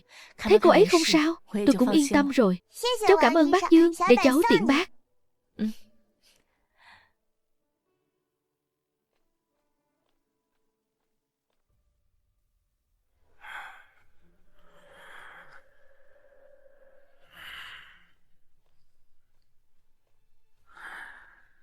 Đừng trách tôi cũng chỉ nghe theo lệnh ông Quý.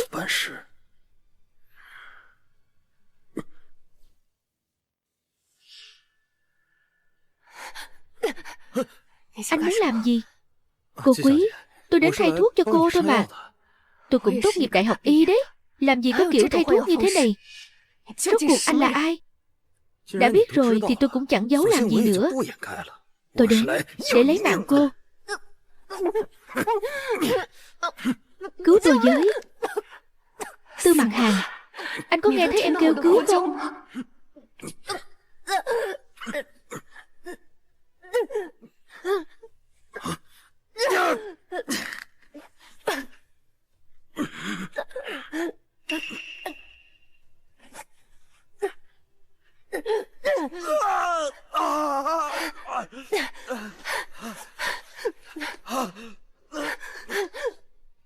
Cứu mạng.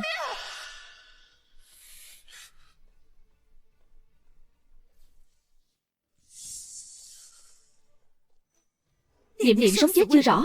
Sao con chẳng lo lắng chút nào thế? Còn không mau đi tìm cô Quý phẫu thuật cho Niệm Niệm đi. Tiện nhân.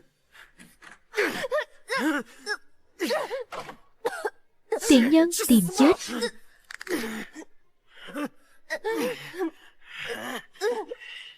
Cứu mạng. Cứu tôi với. Mẹ ơi, đợi con một chút.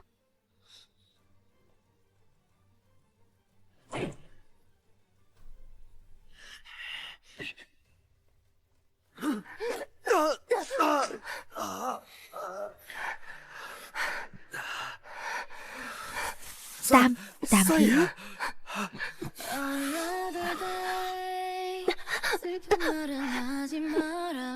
Quả nhiên là cô. Đúng là cô rồi.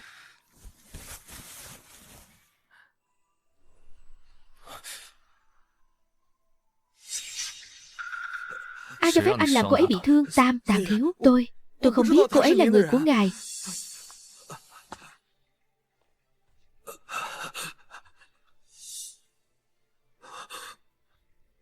Giờ thì ngươi biết rồi đấy. Tam Thiếu tha mạng. Tôi sai rồi, tôi thật sự biết sai rồi. Tôi cầu xin ngài tha cho tôi. Tha cho ngươi. Ngươi làm người phụ nữ của ta ra nông nổi này. Tha cho ngươi thì ta còn mặt mũi nào làm đàn ông nữa. Tam Thiếu, không phải tôi cũng chỉ là phụng mệnh làm việc thôi. Phụng mệnh ai? Viện trưởng Quý, cuối cùng cô cũng về rồi. Ca phẫu thuật khâu động mạch của Tư tiểu thiếu đang đợi cô đến thực hiện đấy. Phẫu thuật khâu động mạch. Đúng vậy, năm xưa cô là người duy nhất thực hiện thành công ca phẫu thuật này. Chỉ cần cô cưới được tiểu thiếu, Tam Thiếu nhất định sẽ xem cô là ân nhân. Điều kiện gì cũng sẽ đồng ý thôi.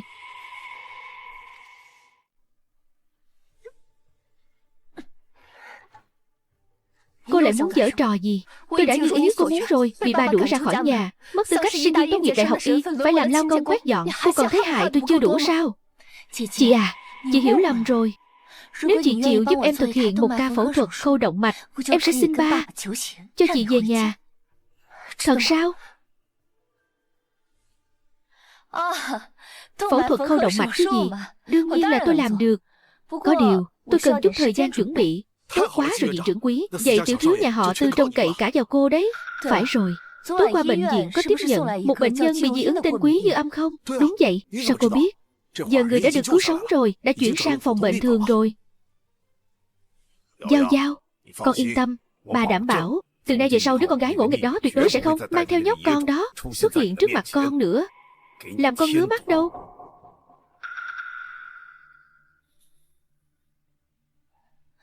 Ba đã sắp xếp người rồi. Đợi Quý Như Âm chuyển vào phòng thường, sẽ xử lý nó ngay. Nguy rồi. Phụng mệnh ai? Dân.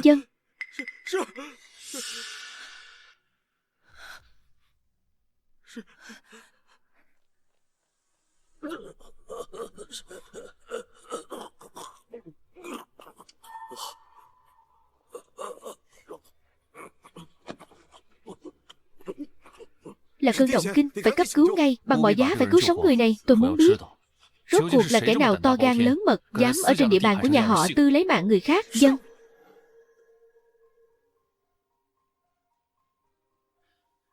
Em có biết 6 năm qua anh đã tìm em bao nhiêu lần không? Rõ ràng em ở ngay trong bệnh viện của nhà họ Tư, tại sao lại không chịu đến tìm anh? Lẽ nào em thực sự nhẫn tâm đến thế? Ngay cả Niệm Niệm là con ruột em cũng nỡ lòng bỏ mặt sao?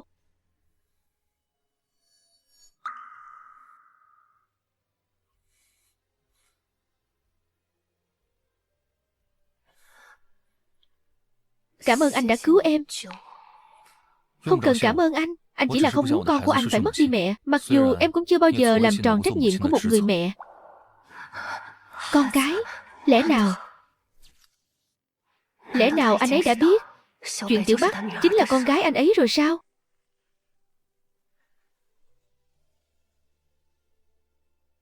Chuyện con cái là năm xưa em có lỗi với anh. Anh ấy và người khác đã sinh hạ con trai. Tiểu Bắc từ nhỏ không ở bên cạnh anh ấy. Liệu anh ấy có thật sự đối xử công bằng không? Nhưng anh đã có con trai rồi. Tiểu Bắc con bé. Mặt Hàng, anh mau đi xem Niệm Niệm đi. Thằng bé bị xuất huyết nghiêm trọng. Bác sĩ Đinh nói nếu không phẫu thuật ngay thì sẽ không kịp nữa. Món nợ với chúng ta, đợi Niệm Niệm khỏi rồi tính sau. Nhưng bây giờ em có muốn cùng anh đi xem Niệm Niệm không? Con của anh ấy em đi thăm chắc không tiện đâu. Thôi bỏ đi. Con gái em vẫn chưa về, em phải đợi con bé. Trong lòng cô ấy quả nhiên chỉ quan tâm đến con gái cô ấy. Được, được lắm.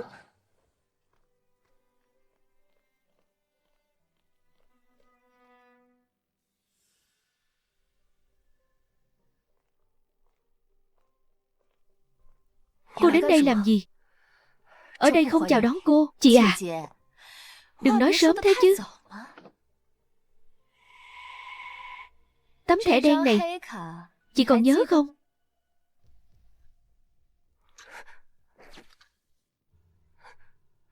Đây là di vật mẹ tôi để lại cho tôi. Cô trả lại cho tôi.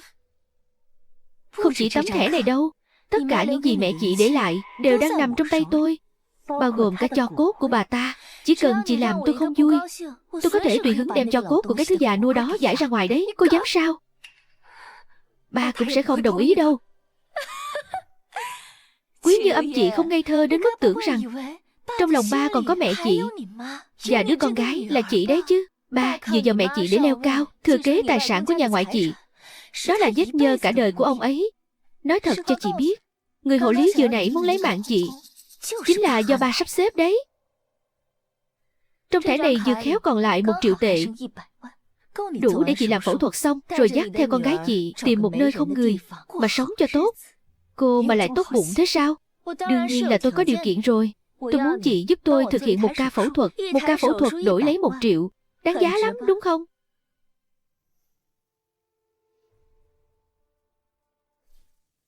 Phẫu thuật khâu động mạch với chị chỉ là chuyện dễ như trở bàn tay. 1 triệu. Mà cô đòi mua mạng của tiểu thiếu nhà họ Tư để leo lên làm mợ chủ nhà họ Tư sao? Quý Như Âm, mày có ý gì hả? Ít quá. Mày đừng có mà rượu mời không uống, muốn uống rượu phạt. 5 triệu. Cộng thêm tất cả di vật mà mẹ tôi đã để lại. Hơn nữa tôi muốn cô chuyển tiền cho tôi ngay bây giờ. Quý Như Âm, mày đang thừa cơ trục lợi à? Không được sao? Được. Tao đưa cho mày, nhưng mày phải đảm bảo không được xảy ra bất kỳ sai sót nào. Nếu không thì con gái mày sẽ gặp chuyện đấy. Cô tưởng tôi là loại ăn hại như cô chắc.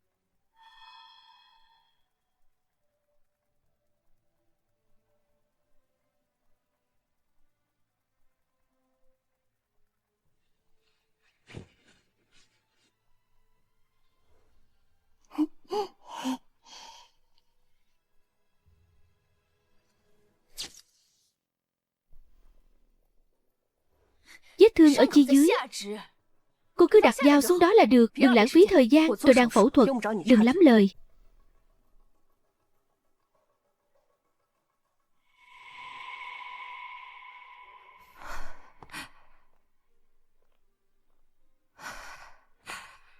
Bồ Tát phù hộ cho cháu trai Tư Niệm của con. Nhất định phải bình an vượt qua kiếp nạn này. Con nói xem, Quý Như Giao trẻ như vậy liệu có làm tốt ca phẫu thuật này không? Chúng ta vừa mới gây thù chuốc oán với cô ta sẽ không thừa cơ trả thù chứ.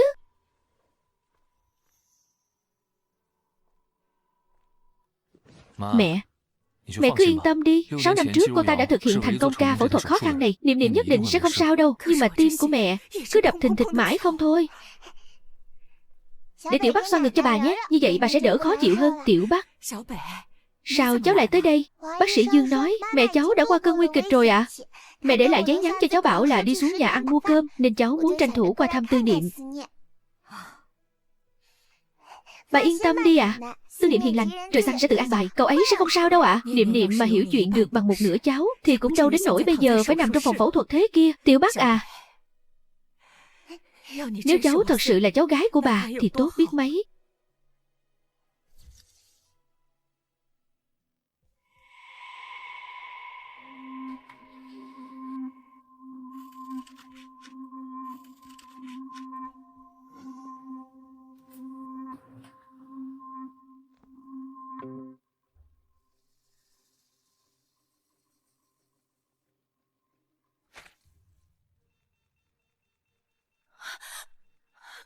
Quý Như Âm, chuyện này là sao?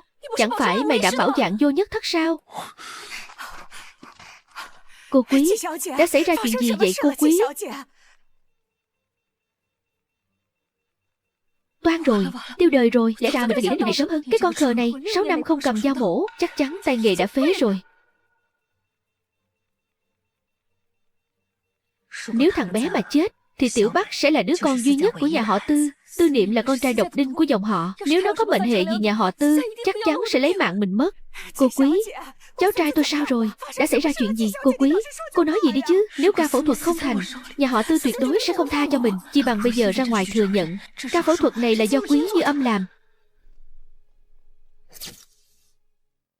Xong rồi. Bắt tôi làm hại con của người khác để đổi lấy tương lai cho Tiểu Bắc, tôi thật sự không làm được. Hơn nữa, Tư Niệm thật sự là một đứa trẻ rất ngoan.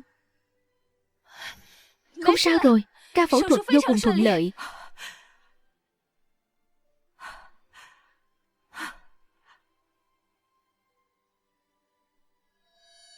Mama, Quý Như Giao, 6 năm trước tôi đã bị cô lừa một lần rồi. Cho dù là vì Tiểu Bắc lần này, tôi tuyệt đối sẽ không làm thế thân cho cô nữa đâu. Bước cầm máu cuối cùng giao cho cô đấy. Nhớ kỹ, nhất định phải ấn lên miệng vết thương của thằng bé. Ấn giữ hơn 5 phút mới được bỏ ra, nếu không sẽ gặp nguy hiểm đấy. Bớt lên mặt dạy đời tao. Mày tưởng tao biết ít hơn mày chắc. Đừng tưởng tao không biết trong đầu mày đang toan tính cái gì. Ca phẫu thuật hôm nay là do tao làm, không liên quan gì đến mày.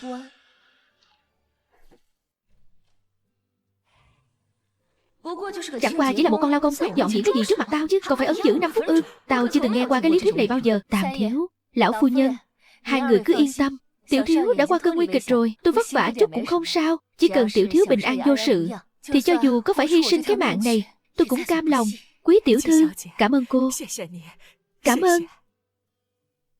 Mẹ từng nói vì ghẻ xấu xa học đại học y mới được nửa năm đã bị đuổi học rồi. Sao bà ta có đủ trình độ thực hiện ca phẫu thuật này chứ? Tên nhóc kia lần này không khéo bị bà ta chữa cho đi bán muối thật đấy chứ. Mạng của Niệm Niệm là do cô cứu. Cô là ân nhân của nhà họ Tư chúng tôi. Bất luận là điều kiện gì, chỉ cần tôi làm được, cô cứ việc đề xuất. Thật sự là cái gì cũng được sao? Tạm Thiếu, tâm nguyện bấy lâu nay của ba em chính là hy vọng quý gia chúng em có thể liên hôn với nhà họ Tư.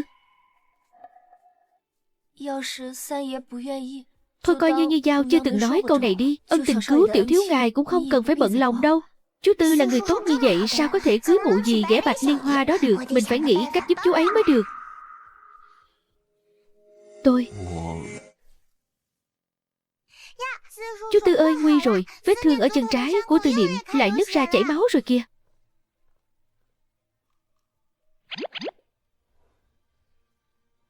Không thể nào. Chỗ đó là do tôi khâu suốt 2 tiếng đồng hồ mà. Hay là do tay nghề của dì non quá nên khâu thất bại rồi hả? Không thể nào. Ở đây không đến lượt một đứa nhóc con lên tiếng đâu nhé. Tiểu Bắc là bạn học cùng của Tư Niệm. Tôi coi con bé như con ruột. Kẻ nào dám động vào con bé chính là đang giả vào mặt Tư mặt hàng tôi. Tạm Thiếu, Niệm Niệm là do em dốc hết toàn lực phẫu thuật suốt 6 tiếng đồng hồ mới cứu sống được đấy. Em đối với Niệm Niệm là móc gan móc ruột hy sinh tất cả. Sao anh có thể để một con danh con nói em như vậy sao? Dì chắc chứ. Vết thương trên chân trái của Tư Niệm đã khâu lại kỹ rồi hả? Đây chính là kỹ thuật khâu của mẹ ruột thằng bé đấy. Sao có thể sai sót được? Tôi chắc chắn. Nhóc con này lại giở trò gì nữa đây? Mặc kệ đi, hôm nay cái danh ân nhân của nhà họ Tư tôi nhất định phải ngồi vững. Chính tay tôi làm mà. Đương nhiên là chắc chắn. Nhưng Tư Niệm rõ ràng bị thương ở chân phải. Nhưng chỗ bị thương của Tư Niệm rõ ràng là chân phải.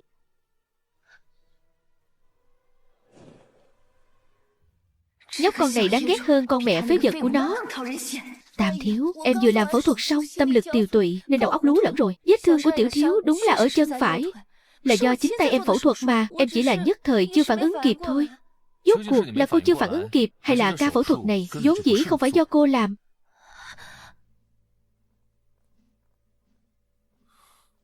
Đứng lại. Tam thiếu, đây là trợ lý của em, thực tập sinh chưa tốt nghiệp đại học y, chỉ làm chân sai vặt trong phòng phẫu thuật thôi.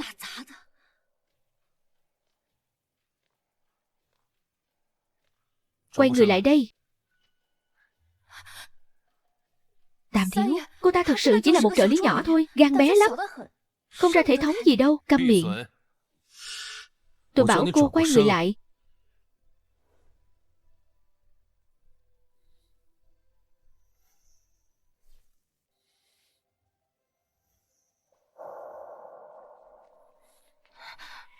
Viện trưởng quý, chẳng lẽ tôi đoán sai rồi? Ca phẫu thuật của Niệm Niệm thật sự là do Quý Như Giao làm sao?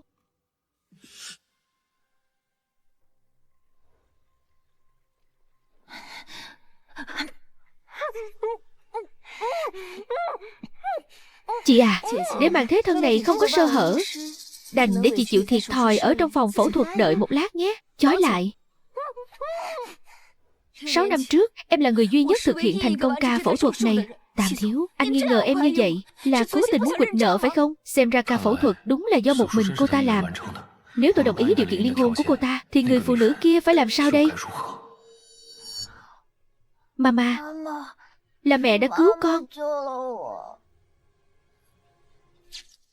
Là mẹ đã cứu con. Niệm Niệm, thuốc tê vẫn chưa tan hết đâu, lại nói mớ rồi. Tam thiếu, hay là mau đưa Niệm Niệm về phòng bệnh để tịnh dưỡng đi ạ. Niệm Niệm,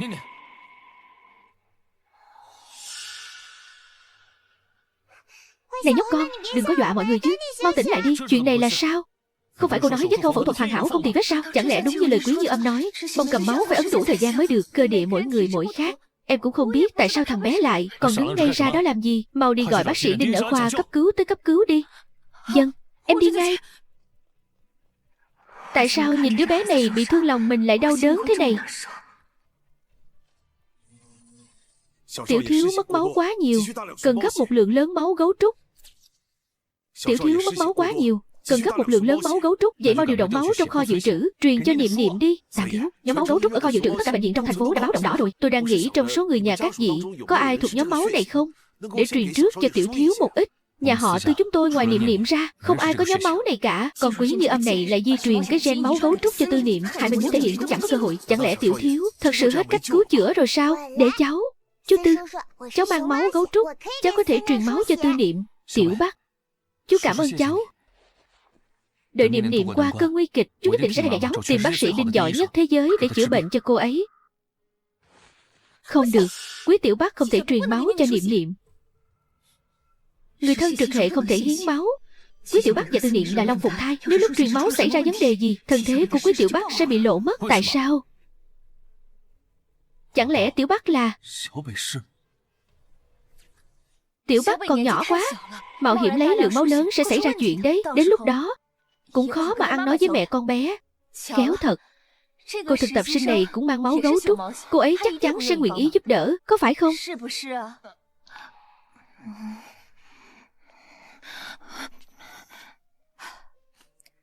Cô Quý, nếu cô thực sự tìm được người truyền máu cho Niệm Niệm, thì coi như cô đã cứu Niệm Niệm 2 lần, là đại ân nhân của nhà họ Tư chúng tôi. Cô có nguyện vọng gì, tôi đều có thể giúp cô thực hiện.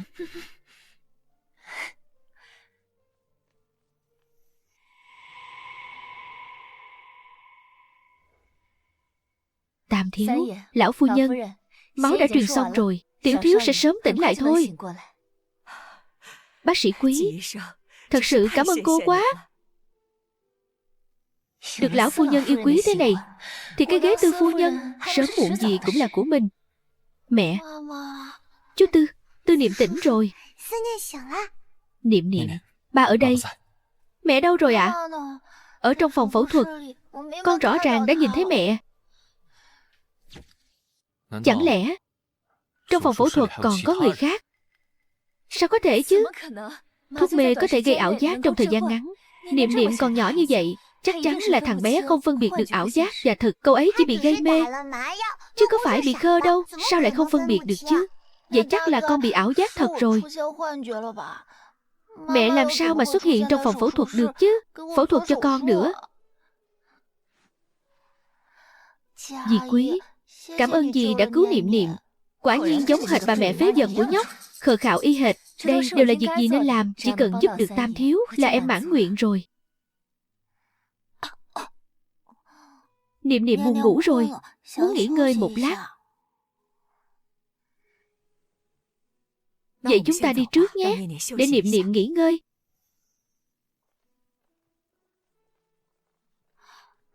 Ba ở lại với con một lát được không?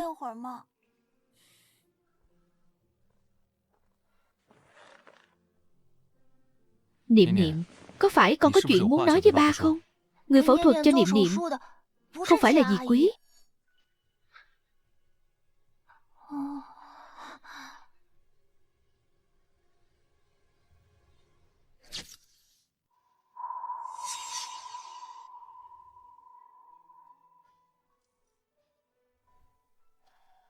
Chiếc nhẫn này bị dẫm biến dạng, vẫn chưa kịp sửa chữa, nhưng lại là thứ duy nhất có thể chứng minh thân phận của mình.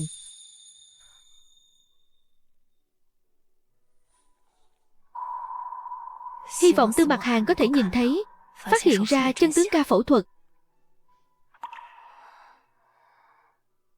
Mẹ ơi!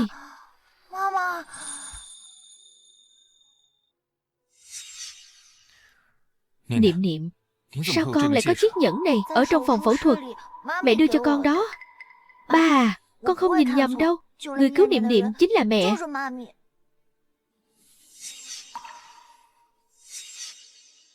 Niệm Niệm, con đợi ba một lát được không? Ba đi xử lý chút việc.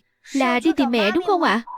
Ba ơi, con xin ba đấy, nhất định phải tìm được mẹ về. Được. Ba nhất định sẽ giúp con tìm mẹ về. Dạ.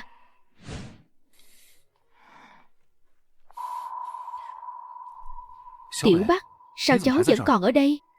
Hôm nay là ngày thử việc cuối cùng của cháu. Chú Tư. Không được, Quý Tiểu Bắc không thể truyền máu cho Niệm Niệm. Yên tâm đi Tiểu Bắc, 50 vạn phí phẫu thuật chú sẽ chuyển cho cháu không thiếu một xu. Có điều bây giờ chú có việc phải làm. Có thể phiền cháu giúp chú chăm sóc Niệm Niệm một lát được không? Dạ vâng. Mẹ của Tiểu Bắc và người phụ nữ đó thực sự có quá nhiều điểm tương đồng. Thêm cả thái độ của Quý Như Giao nữa. Nếu Tiểu Bắc thực sự là con gái của mình, mang đi làm xét nghiệm huyết thống, phải nhanh lên. Tam thiếu, ngài nghi ngờ. Phải rồi, tên hộ lý bị liệt kia tỉnh rồi. Tuy hắn chưa khai nhận, nhưng người của chúng ta đã tra soát tài khoản của hắn. 3 ngày trước quý tổng của tập đoàn Quý Thị đã từng chuyển vào thẻ hắn một khoản tiền. Lại là nhà họ Quý. Cái nhà họ Quý đó rốt cuộc đã giấu tôi làm bao nhiêu chuyện mờ ám không dám để người khác biết. Ba à, con không nhìn nhầm đâu. Người cứu Niệm Niệm chính là mẹ. Đi, đến phòng phẫu thuật. Cô Quý, nếu không tiến hành phẫu thuật ngay, cô sẽ mất mạng đấy. Mẹ ơi, con sẽ cố gắng kiếm tiền để phẫu thuật cho mẹ. Cứu mạng.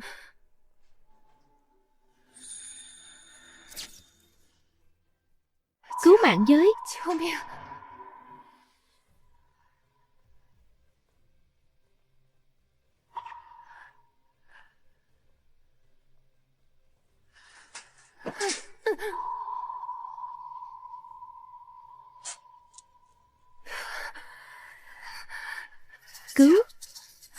Cứu mạng. Ba ơi, cứu con với. Đừng có gọi tao là ba, mày không xứng. Quý Như Âm, không ngờ mày cũng giống hệt con mẹ của mày. Đều không biết liêm sỉ, dám dắt cả con hoang về đây. Có loại con gái hư hỏng thế này, đúng là làm tao mất hết cả mặt mũi. Con của con có cha đàng hoàng, tụi nhỏ không phải con hoang. Phải rồi, có cha. Chỉ không biết cha của tụi nó là thằng ăn mày ngoài đường, hay là bọn lêu lỏng trong quán bar đây. Con nói lại lần nữa, tụi nhỏ không phải con hoang. Không được, mình không thể để ba biết. Hai đứa con mà Quý Như Âm sinh ra là con của Tam Thiếu. Cha của chúng là người nhà họ Tư. Bất kể cha tụi nó là ai, cũng không thay đổi được sự thật tụi nó không có danh phận. Quý Như Âm, lúc phẫu thuật mày ngang ngược lắm mà.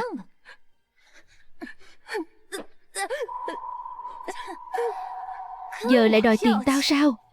Số tiền này coi như là tiền bán mạng của mày đi.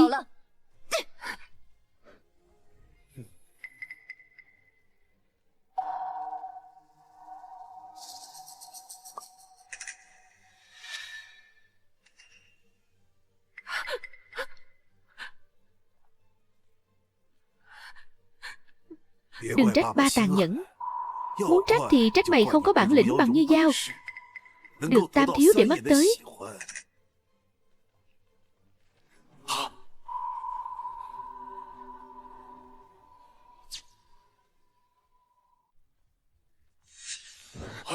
Tam Thiếu, sao ngài lại tới đây? Tam Thiếu, ba đến thăm em, tiện thể cùng em sắp xếp dụng cụ phẫu thuật. Ngài đặc biệt đến tìm em sao? Ba, con đã cứu Tư Niệm. Tam Thiếu hứa cho con một điều kiện. Con đã đề cập chuyện liên hôn với anh ấy. Anh ấy nói sẽ suy nghĩ. Tam Thiếu, nếu Như Giao thật sự có thể gả vào nhà họ Tư, thì đúng là họ Quý chúng tôi tu được phúc 3 đời. Người đâu? Người nào cơ ạ?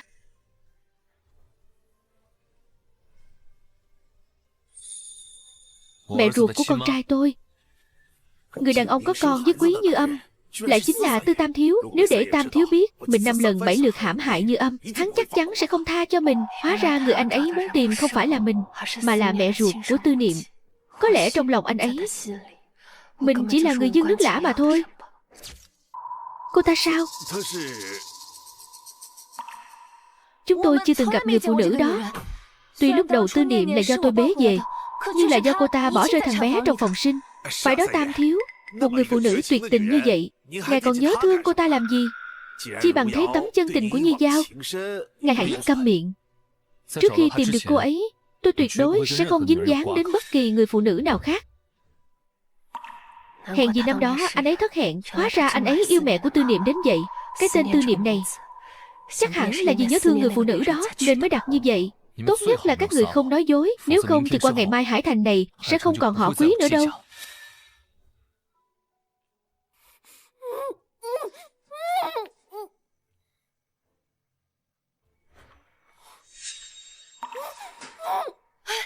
Tam Thiếu, còn chuyện gì nữa không? Tam Thiếu, ngài nghe tôi giải thích đã. Tam Thiếu, Như Âm,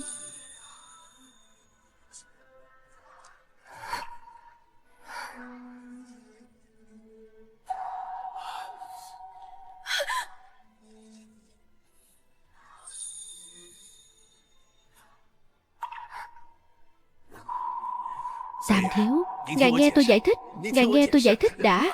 Tam Thiếu, Tam Thiếu, thích chói người lắm à. Tam Thiếu, tôi thật sự không biết cô ấy là người phụ nữ của ngài. Vậy bây giờ ngươi biết rồi chứ? Ba ơi, đợi anh một chút. Được. Tam Thiếu, tôi sai rồi Tam Thiếu. Tam Thiếu,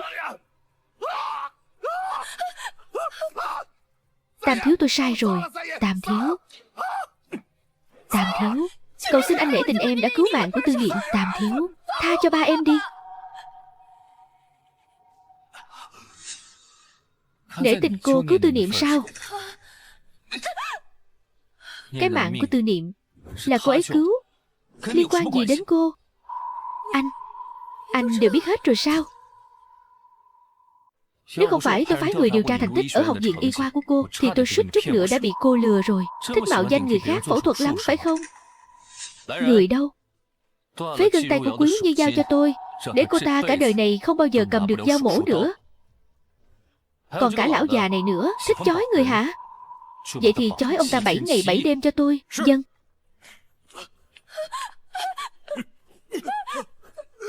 Tam Thiếu, khoan đã.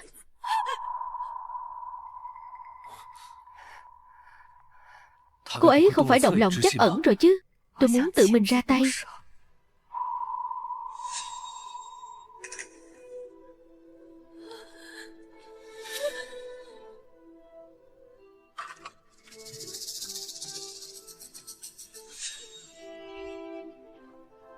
Mày muốn làm gì?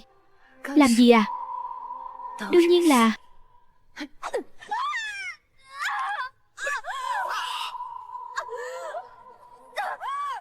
Quý Như Dao dùng thủ đoạn 6 năm trước để đối phó với tôi. Cô tưởng tôi vẫn giống như năm đó, không chút phòng bị nào sao? Như Âm,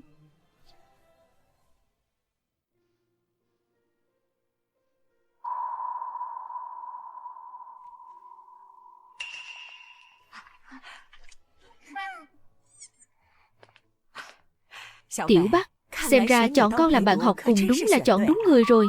Con xem Tư Niệm giờ hiểu chuyện chưa kìa. Không chỉ tự giác uống thuốc mà còn thích đọc sách viết chữ nữa. Mẹ con nói rồi, đọc sách mới hiểu được đạo lý, là một người chính trực. Tư Niệm, cậu viết cái gì thế? Cho tôi xem với. Không có gì. Chẳng có gì hay đâu. Viết linh tinh thôi. Không phải là nói xấu tôi đấy chứ. Mau đưa tôi xem nào. Được rồi, cho cậu xem nè. Không cho đâu. Cứ không cho đấy. Cậu làm gì được tôi. Tới đây đi. Tư Niệm, tới đây. Được rồi, hai vị tổ tông nhỏ của tôi, đừng nghịch nữa, lát nữa ngã bây giờ.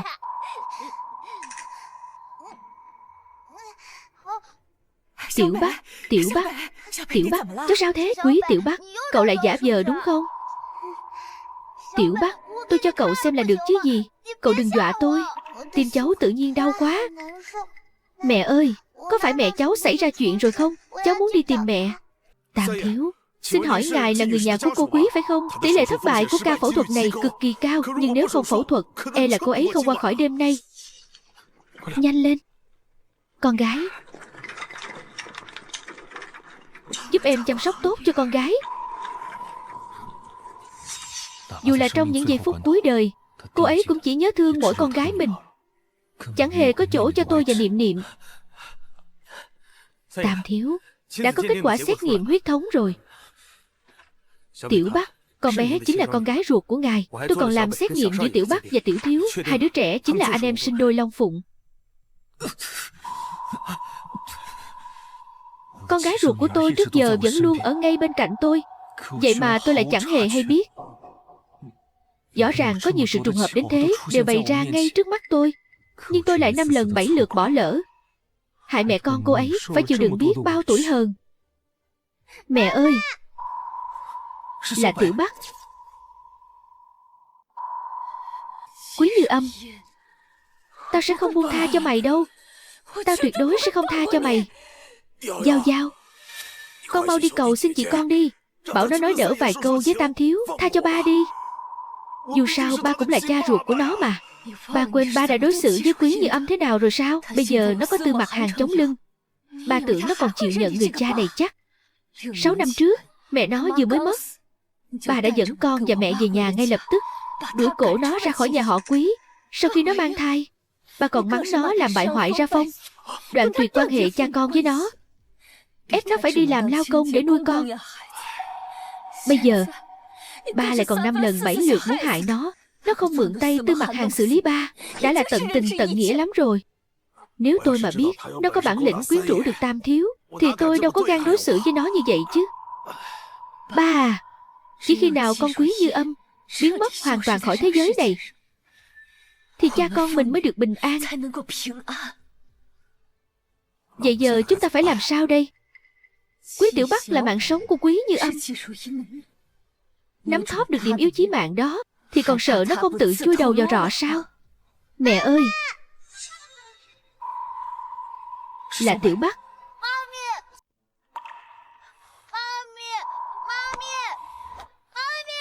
Tư Niệm, con muốn gặp mẹ.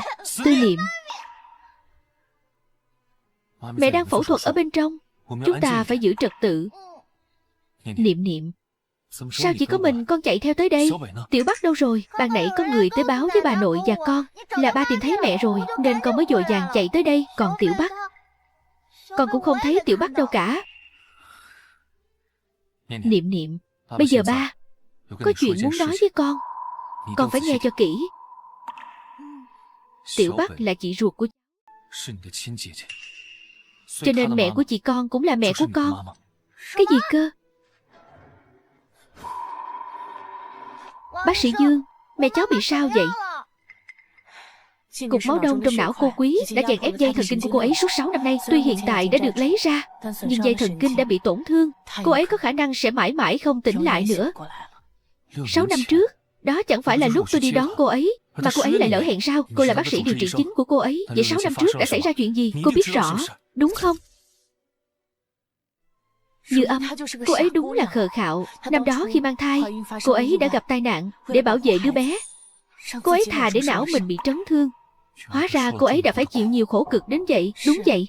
Sau đó, khi biết mình mang thai đôi, tôi đã từng khuyên cô ấy bỏ cái thai đi. Nhưng cô ấy vẫn cố chấp sinh con cho bằng được, khiến bệnh tình ngày càng trầm trọng hơn. Mẹ vĩ đại quá. Nhưng mà bác sĩ Dương, tại sao cháu lại bị chia cắt với mẹ và cả chị nữa? Năm đó Quý Như Giao là người đỡ đẻ cho Như Âm. Cô ta cố tình kéo dài thời gian sinh nở, lừa Như Âm rằng bé trai đầu lòng đã bị chết yểu. Không ngờ cô ta lại đem đứa bé gửi cho Tam Thiếu Ngài. Năm đó Quý Như Giao, bé Niệm Niệm đến nói với tôi, thằng bé là đứa trẻ bị mẹ bỏ rơi. Cô ta đã sàng lọc từ kho dữ liệu huyết thống, xác nhận đó là con trai tôi, nên mới đặc biệt đưa đến cho tôi. Tôi vì muốn cảm ơn cô ta đã bổ nhiệm cô ta làm viện trưởng. Không ngờ tất cả những chuyện này đều do một tay cô ta dàn dựng. Người đâu? Lôi Quý Như Giao đến đây cho tôi sẽ bắt cô ta phải trả giá. Rõ. Phải rồi Tam Thiếu, người mà Như Âm quan tâm nhất chính là Tiểu Bắc. Chỉ bằng chúng ta đưa Tiểu Bắc tới đây, biết đâu có thể kích thích Như Âm tỉnh lại. Niệm Niệm, con đi giúp ba tìm Tiểu Bắc tới đây được không? Nguy rồi, nguy to rồi, hỏng bét rồi, Tiểu Bắc biến mất rồi. Mẹ ra ngoài tìm Niệm Niệm.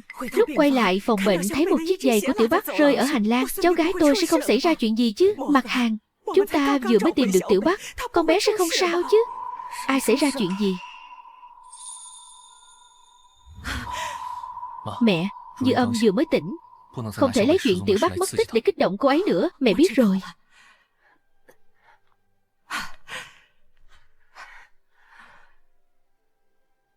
Đứa trẻ ngoan. 6 năm qua con đã chịu khổ rồi. Mẹ đã liên hệ với viện điều dưỡng hàng đầu ở nước ngoài để đưa con sang đó tịnh dưỡng. Đợi khi nào con dưỡng bệnh xong trở về, mẹ sẽ đứng ra tổ chức cho con và Mặt Hàng một đám cưới thật long trọng. Lão phu nhân, bà hiểu lầm rồi. Trong lòng anh ấy chỉ có mẹ của Niệm Niệm. Mẹ của Niệm Niệm chẳng phải là con sao? Sao có thể chứ? Niệm Niệm là con của em. Năm xưa là Quý Như Giao đã bắt Niệm Niệm đi, lừa em rằng thằng bé đã chết yểu. Thật sao? Con trai em vẫn còn sống. Con trai em, thằng bé thật sự vẫn còn sống. Không sao rồi. Có anh và các con ở bên cạnh em, mọi chuyện rồi sẽ ổn thôi.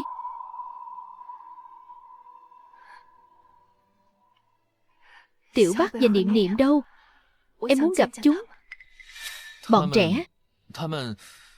Hôm nay thời gian hơi muộn rồi, đã được đưa về nhà họ Tư nghỉ ngơi rồi. Sáng mai anh sẽ đưa chúng đến gặp em. Tam Thiếu, anh cứ thế mà lừa dối chị ấy sao? Quý Tiểu Bắc rõ ràng đang ở trong tay tôi.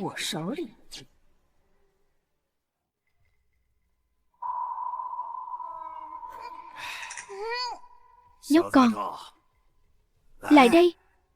Nhìn vào ống kính, khóc cho mẹ ngươi xem nào. Khóc càng thảm càng tốt. Nhóc con, không muốn sống à? Dám hút vào ông đây hả? Ông ngoại xấu xa. Ông đừng hòng dùng cháu để uy hiếp mẹ cháu. Ai là ông ngoại của ngươi hả? Gương mặt có thể đeo mặt nạ, nhưng giọng nói thì không. Cháu sẽ không giúp ông làm tổn thương mẹ đâu.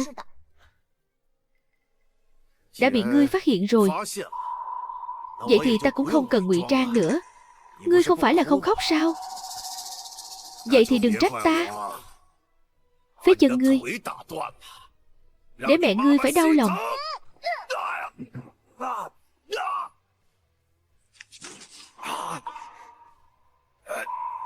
Chị ơi, chạy mau. Đứng lại. Quý Tiểu Bắc rõ ràng đang ở trong tay tôi. Quý Như Giao, cô còn dám đến đây? Người đâu? Bắt cô ta lại. Làm chứng, đừng vội chứ. Tam thiếu, bắt tôi lại sao? Con gái anh sẽ không sống nổi đâu.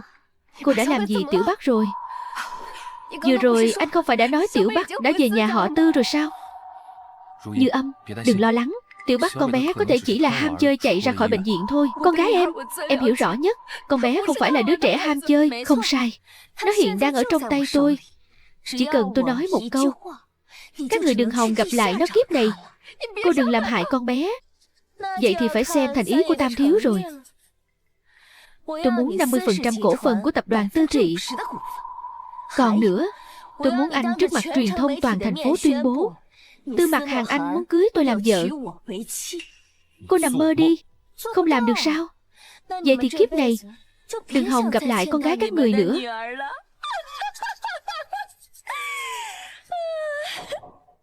Điều kiện cô nói tôi có thể xem xét.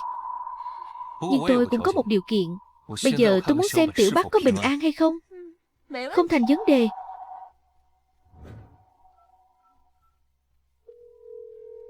Này, xem chiêu này.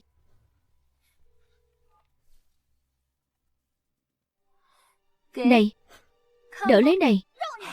Giao Giao, mau tới cứu ba với. Cho ông chừa cái tội bắt em gái tôi. Em chạy mau. Đứng lại đó.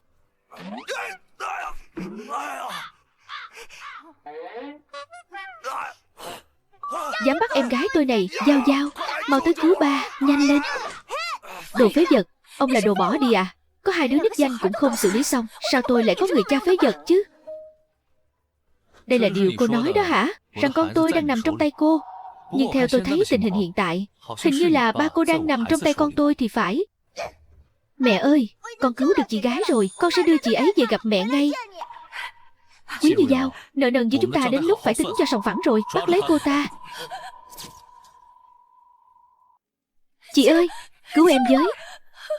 Chúng ta là chị em ruột mà. Chị không thể bỏ mặc em được. 6 năm trước, khi cô lừa tôi làm phẫu thuật cho cô, khi cô ép ba đuổi tôi ra khỏi nhà, sao cô không nghĩ đến tình chị em ruột thịt, cô cháu con của tôi? Hai mẹ con tôi cốt nhục phân ly suốt 6 năm trời. Lúc đó sao cô không nghĩ chúng ta là chị em ruột? Nếu cô chưa từng coi tôi là chị gái, thì hà cớ gì tôi phải nhận loại em gái như cô đã không biết hối cải? Thì cứ bóc lịch trong trại đi, dùng cả phần đời còn lại mà sám hối tội lỗi của mình, còn không mau làm theo lời phu nhân. Lôi đi. Quý Như Âm, chẳng qua là số mày tốt hơn tao thôi. Tao không có thua mày.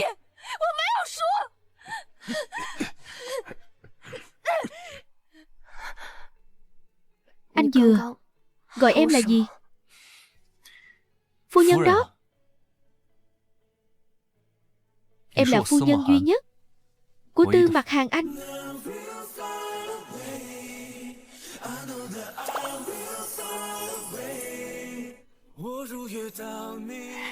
Theo nguồn tin mới nhận, hôm nay nhà họ Tư đã tìm lại được thiếu phu nhân và thiên kim tiểu thư thất lạc 6 năm tại biệt thự riêng. Một buổi lễ nhận người thân long trọng đang được tổ chức. Tao không thua. Tao không có thua. Tao mới là thiếu phu nhân của nhà họ Tư. Biết sớm người Tam thiếu yêu là Như Âm thì tôi đã không đối xử tệ bạc với nó. Nếu không thì bây giờ tôi đã đường đường chính là bố vợ của tỷ phú rồi.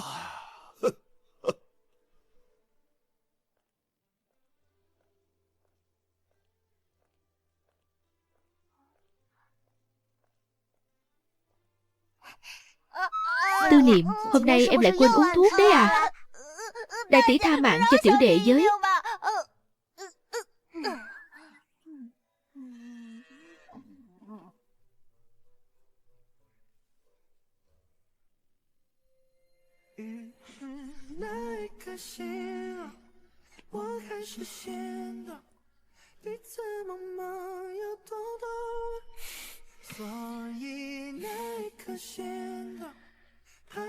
Tài sản mẹ em để lại ở nhà họ Quý đều đã được sang tên cho em rồi. Mẹ cũng đã chuyển 10 căn biệt thự ở Kinh Thị và 6 hòn đảo ở nước ngoài cho em đứng tên cả rồi. Tư phu nhân bây giờ đúng là phú bà hàng thật giá thật rồi. Em có muốn xem xét bao nuôi cha con anh không?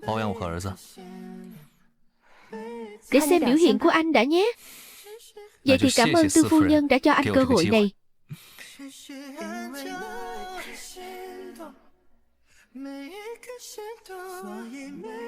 Cũng cảm ơn em đã cho anh cơ hội tìm thấy em. Em